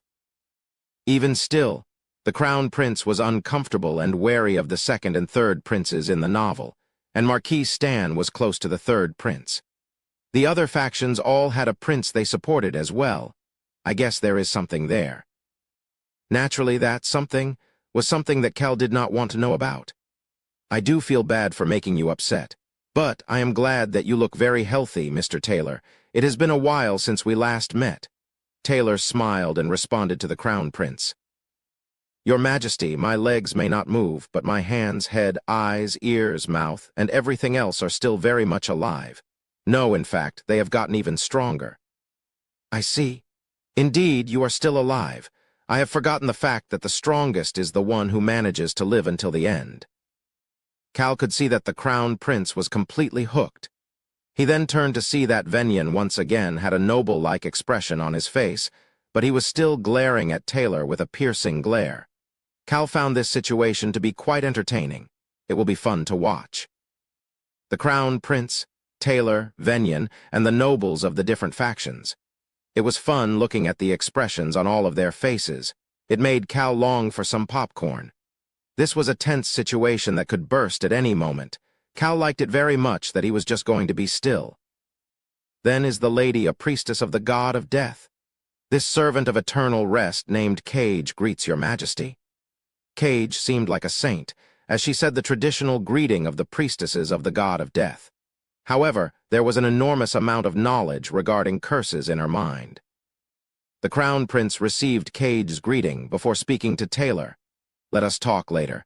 It is time for this gathering to start. I'm not sure where to sit the two of you. The Crown Prince confirmed that he would make some time to chat with Taylor later. Cal peeked over to the northwest table. All of them were full of concern and anxiety. Neo Tall's was especially bad, as he seemed to be extremely anxious and fidgety. Cal started to smile after seeing Neo Tall's acting that way. Neo frowned and turned his way, thinking about how there could be such a stupid idiot who could not tell what was going on right now. Cal watched Neo's actions with a smile before lifting his head up and turning to look in Taylor's direction. It was at that moment. Cal made eye contact with the Crown Prince. It was a coincidence. The Crown Prince Alberu was looking around to see where a good spot for Taylor and Cage may be, and Cal was turning to look at Taylor. But in the process, the two of them made eye contact. Cal had a bad feeling right away. Right here. I guess there is a good spot for you. The Crown Prince made up his mind, and Cal quickly realized where it would be. I guess this is the only possible spot. This was the only table without a high-ranking noble. Although there were families who chose to become subservient to the different factions, there was still a balance of power on this table. Furthermore, there was a household on this table that was the strong and wealthy enough that even the high-ranking nobles did not dare to poke at it. Mr. Taylor can sit at the Northeast Nobles table. There just happens to be some extra seats there. Gasp. Cal heard Neo's gasp and saw Eric's concerned expression as he turned his gaze to Taylor and Cage. Thank you for providing seats for us, Your Majesty. Thank you very much, Your Majesty. It was nothing. We should work together with people who will make great contributions to the kingdom in the future. The Crown Prince said that as he looked toward the Northeast Nobles table. Servants quickly rushed over to the table as Alberu started to speak. Can we fix up the seats a bit? Who could say no to the Crown Prince? Eric stood up and responded to Alberu. Of course, Your Majesty. Eric was able to act this way because he needed to talk to Alberu about investing in the northeastern shoreline, and because he has refused to become subservient to another high-ranking noble. His actions made the other nobles on the table stand up as well, and the servants quickly worked to set up the table to include Taylor and Cage. It progressed without any problems. But Cal, who had been watching this from the side, started to notice something odd. Eric noticed Cal's expression and quickly came over with a concerned expression to whisper to Cal. Cal, remember, be still. Just be still. Cal ignored Eric's words and looked at his seat. The new guests were going to be seated next to Cal. This was probably decided by the Crown Prince as well. It's not like he can put them next to someone else's dog. Our family is the strongest of the remaining 4 households. The servants bowed after they finished fixing up the table before departing. Please sit. Alberu gestured to the group, and Cal quickly walked over to sit back down. There was no chair to his side, however. A wheelchair soon came to fill that spot. Nice to meet you. Taylor greeted the northeastern nobles as he joined them. Cage naturally sat down next to Taylor. The two of them, no, all 3 of them, including Cal, pretended like this was their first meeting with each other. This is entertaining. Cal agreed with the Black Dragon's voice that was transmitted in his mind and looked toward the Crown Prince. Then, although it was slightly delayed, let us resume. The Crown Prince announced the start of the gathering. I wanted to gather together the individuals who will bring forth the future of our kingdom and share a meal together. Thank you all for showing up, and I hope we have a wonderful meal. As soon as the Crown Prince finished speaking, the servants entered with plates of food for each table. An orchestra started to play background music from the back of the hall as well. This was the difference with a real feast. It was a mix of a feast and discussion, with moving between tables being natural. Young Master Cal, we plan to go greet the Crown Prince in a bit. Cal nodded his head at Amaru's statement and focused on the food on his plate, but his mind became a bit complicated. What is his intention? There was no way the Crown Prince just called the nobles together for no reason. He definitely had a reason. Cal had a few different ideas about what it may be. It might be because of the war in the Western Continent's southern region, or because he caught wind about the civil war that will happen in the Whipper Kingdom. The Whipper Kingdom was where Princess Rosalind was headed to, the kingdom with the magic tower. A civil war will soon break out in the Whipper Kingdom. A war would break out between the mages and the non-mages. There were a lot of thoughts in his head, but Cal decided to stop thinking about it. No need for me to care, since I will just be very still. It was none of Cal's business. He just started to enjoy the food in front of him. Looks yummy. Looks so yummy. The weak humans are very good at cooking. Cal enjoyed the food while listening to the Black Dragon's envious ranting. The food in the palace really was delicious. His hand subconsciously headed for the wine glass that the servant had left for him, but it quickly disappeared. Cal, just 5 minutes. Cal nodded his head at Eric's sincere plea and turned back to the food. The rest of the northeastern nobles quietly watched him. The Northeast was already in an awkward situation with the 10 families broken apart into different factions. But now, this magic bomb-like character, Taylor Stan, was a part of that table as well. People watched Cal, who could eat in such a tense situation, with curiosity. Cal could hear the Black Dragon's voice in his head. By the way, there are magic video recording tools all around this hall. Oh, Cal let out a gasp and started to smile. Anybody watching him would think he acted this way because he ate something especially delicious. I know at least one thing. Cal then felt like he figured out one of the Crown Prince's goals. First of all, the Crown Prince was watching the nobles. The second and third prince naturally know about this as well, which means this was something the entire royal family wanted. The corner of Cal's lips moved up just a bit. Eric, who became uncomfortable looking at that smile, jumped up from his seat. Amaru and Gilbert followed him up as well. There were already many nobles who went up to greet the Crown Prince. Cal slowly got up after seeing the 3 of them get up, and lightly brushed his hair back as he started to speak. "Shall we go?" Cal stood behind the 3 nobles and headed up the platform to meet with the Crown Prince. "Oh, our northeastern nobles." The Crown Prince welcomed the 4 of them with a bright smile.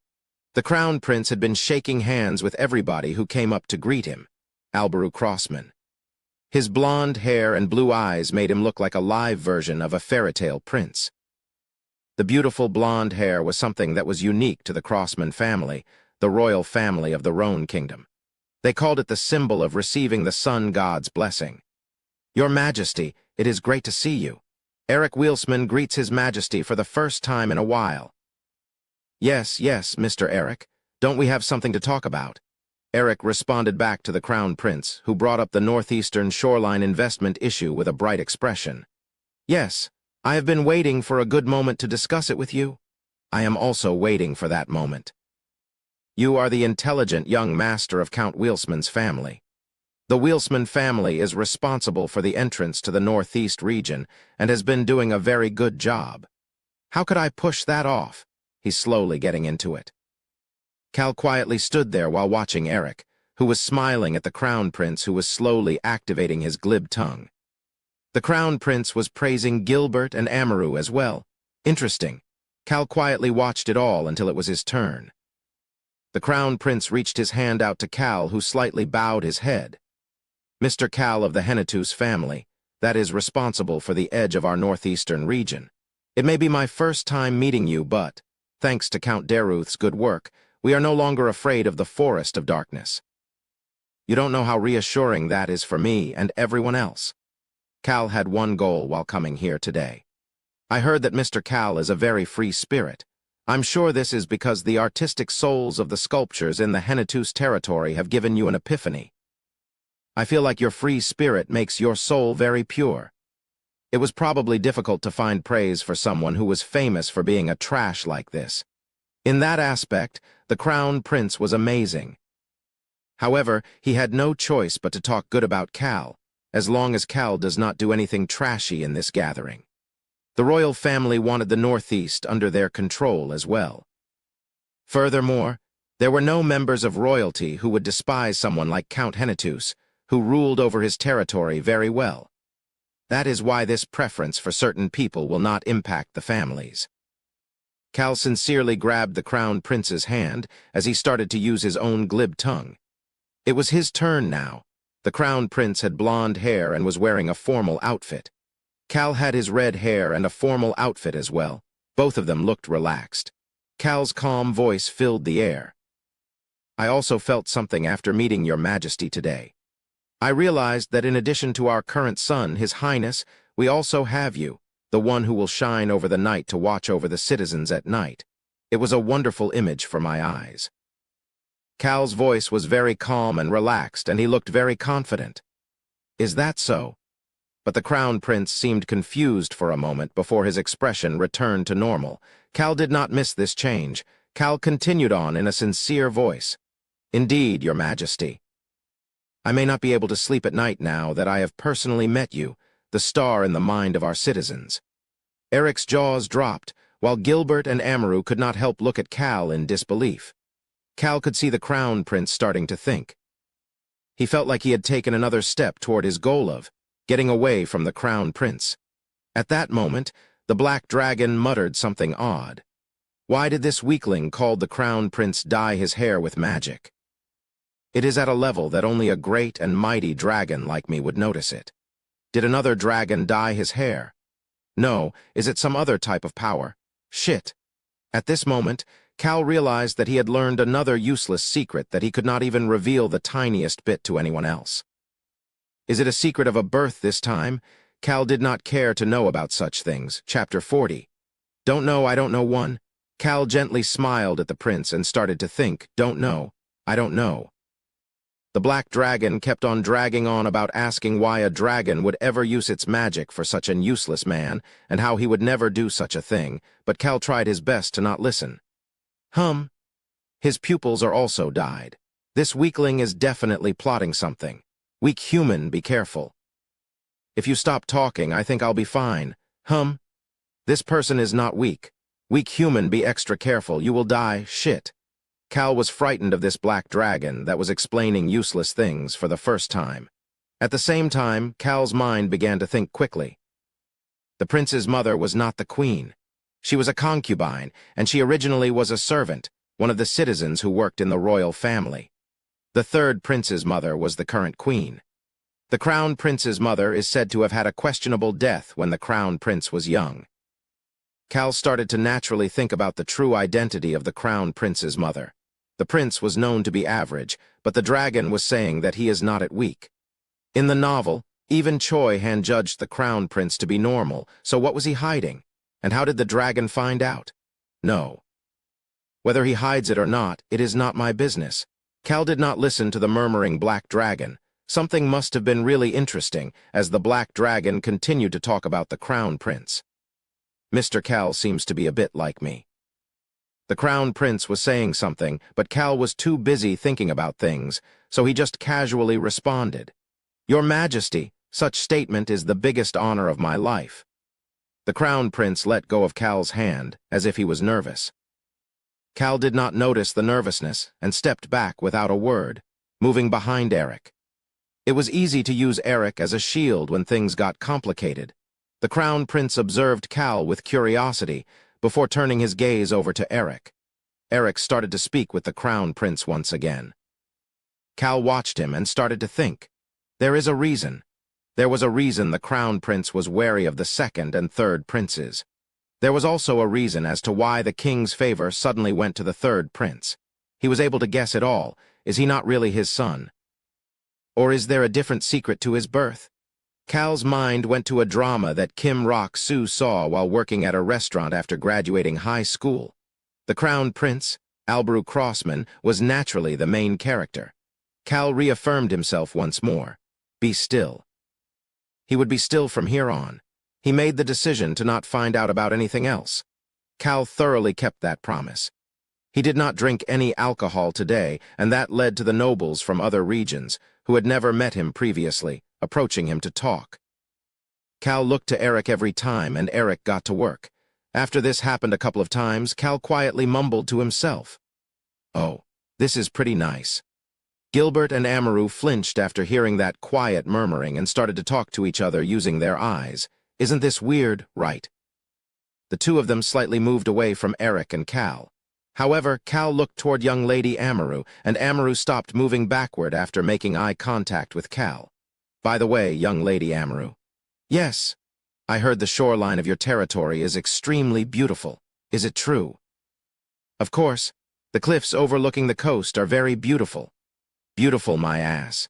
Cal thought about the cliff and about how it would be extremely difficult to earn the sound of the wind.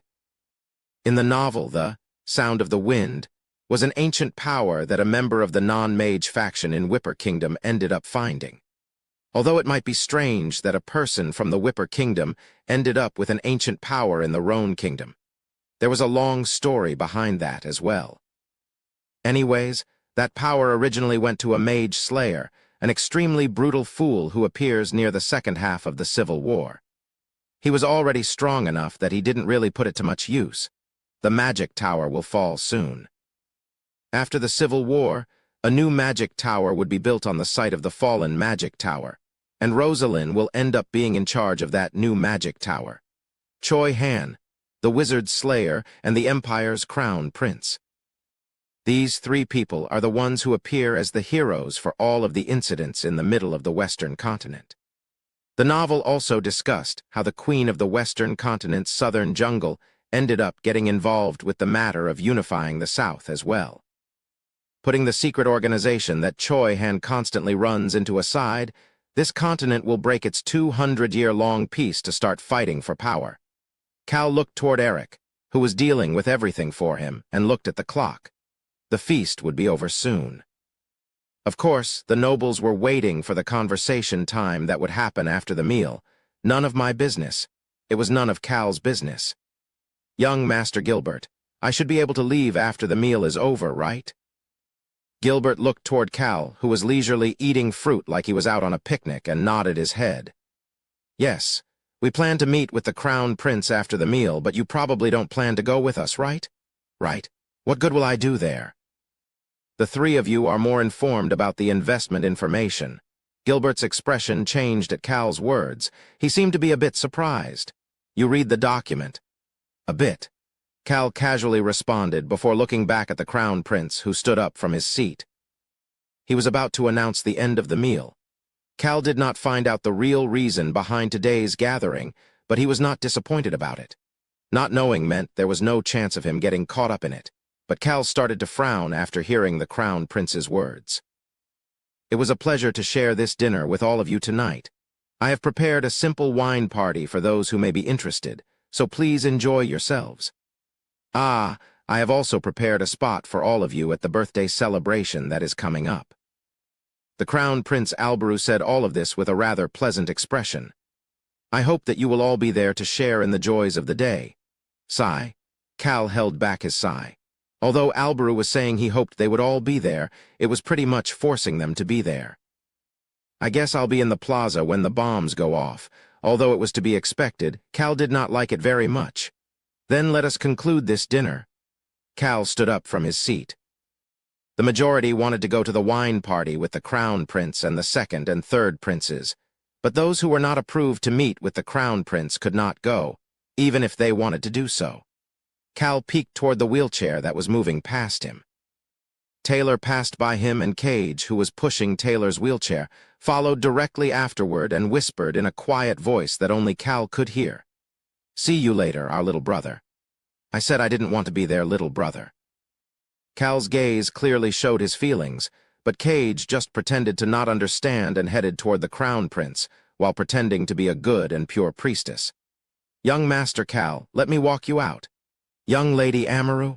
Amaru approached Cal and offered to walk with him.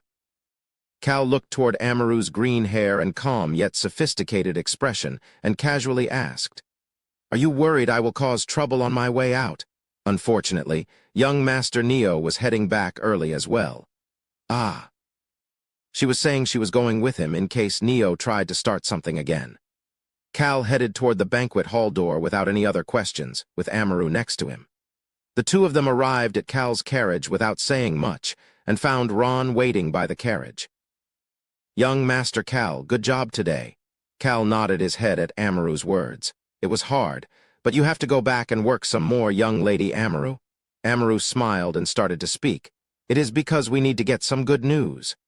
However, Cal could sense the despair in her voice. The northeastern coast was really a useless piece of land. It was a place filled with cliffs, with nothing else being interesting. Furthermore, the whirlpools around the cliffs were also a problem. The experienced people living in the territory knew how to avoid them, but it was a dangerous place for others. The sound of the wind is responsible for the whirlpools. Amaru and Gilbert would want to get some investment in this useless sea, no matter what. Cal looked toward Amaru, who spoke with a strange expression on her face. "I believe we are capable of getting such results." "Young lady Amaru?" "Yes, young Master Cal." Cal thought it wouldn't be bad to give some help to Eric, Gilbert, and Eric, whom he worked today like the beast people under his command. They still needed a balance of power in the Northeast Nobles meeting, and Amaru seemed like someone who would keep secrets pretty well. "I believe His Highness will be pretty interested in this investment." "I think so too." Amaru agreed with Cal's statement. It was because the Crown Prince remembered the issue, even without Eric bringing it up first. "You discussed an investment for tourism, right?" "Yes." Investing in tourism using the coastal cliffs. In Cal's opinion, it was completely useless. He approached Amaru and whispered in her ears. "If you are in desperate need of investment, I think it would be good for you to think about the value of the location of your shoreline in relation to the Whipper Kingdom and the other northern kingdoms." "Excuse me?" Cal shrugged his shoulders at the confused Amaru and added on. "Of course, it would be best if you kept what I just said to yourself." "I will remember your words for now." Cal was satisfied with Amaru, who seemed confused, but kept her mouth shut. He got on the carriage and waved to Amaru. Amaru lightly moved her head to respond to his wave. Cal started to speak to Ron, who was closing the carriage door. "Let's go." "Yes, young master." The carriage soon started to move. Cal looked out at Amaru, who was seriously contemplating what Cal had said without heading back in, and started to think about the northeastern shoreline. The northwestern shoreline was made up of sandy beaches. In comparison, Amaru and Gilbert's territory's shoreline was complicated, with many small islands. Furthermore, they were also surrounded by sharp cliffs. Finally, there were only a few places where ships could safely be anchored. Of course, the fishermen there were veterans who would be able to avoid the whirlpool to safely fish without any issues. They only thought about tours and sightseeing because the peace had lasted so long. But the Crown Prince will know that the end of the peace was quickly approaching. "Anyways, all I have to do is go get the ancient power before that wizard slayer takes it for himself." Cal decided not to think about it anymore. That night, 2 reports were delivered to Cal as he headed back from the feast. We found 4 of the magic bombs. In the novel, there were 5 located in different places and 5 located on people. All of them were around the plaza. "Show me the map." Cal reached his hand out to Choi Han. Choi Han had left the Black Dragon at the site of the magic bombs and had returned by himself. He seemed to have rushed back, as there was sweat on his face. "We found one, and then I ran around with the dragon in my arms to thoroughly look everywhere. We ended up finding 3 more in the process, but nothing more. I'm sure we need to look somewhere other than the plaza, but there were none in the places we've looked so far. No need to rush, since it will be safe until the day of the celebration in 2 days. But it is better to get rid of dangerous things earlier. Let's steal them in early morning of the celebration day." "Excuse me?"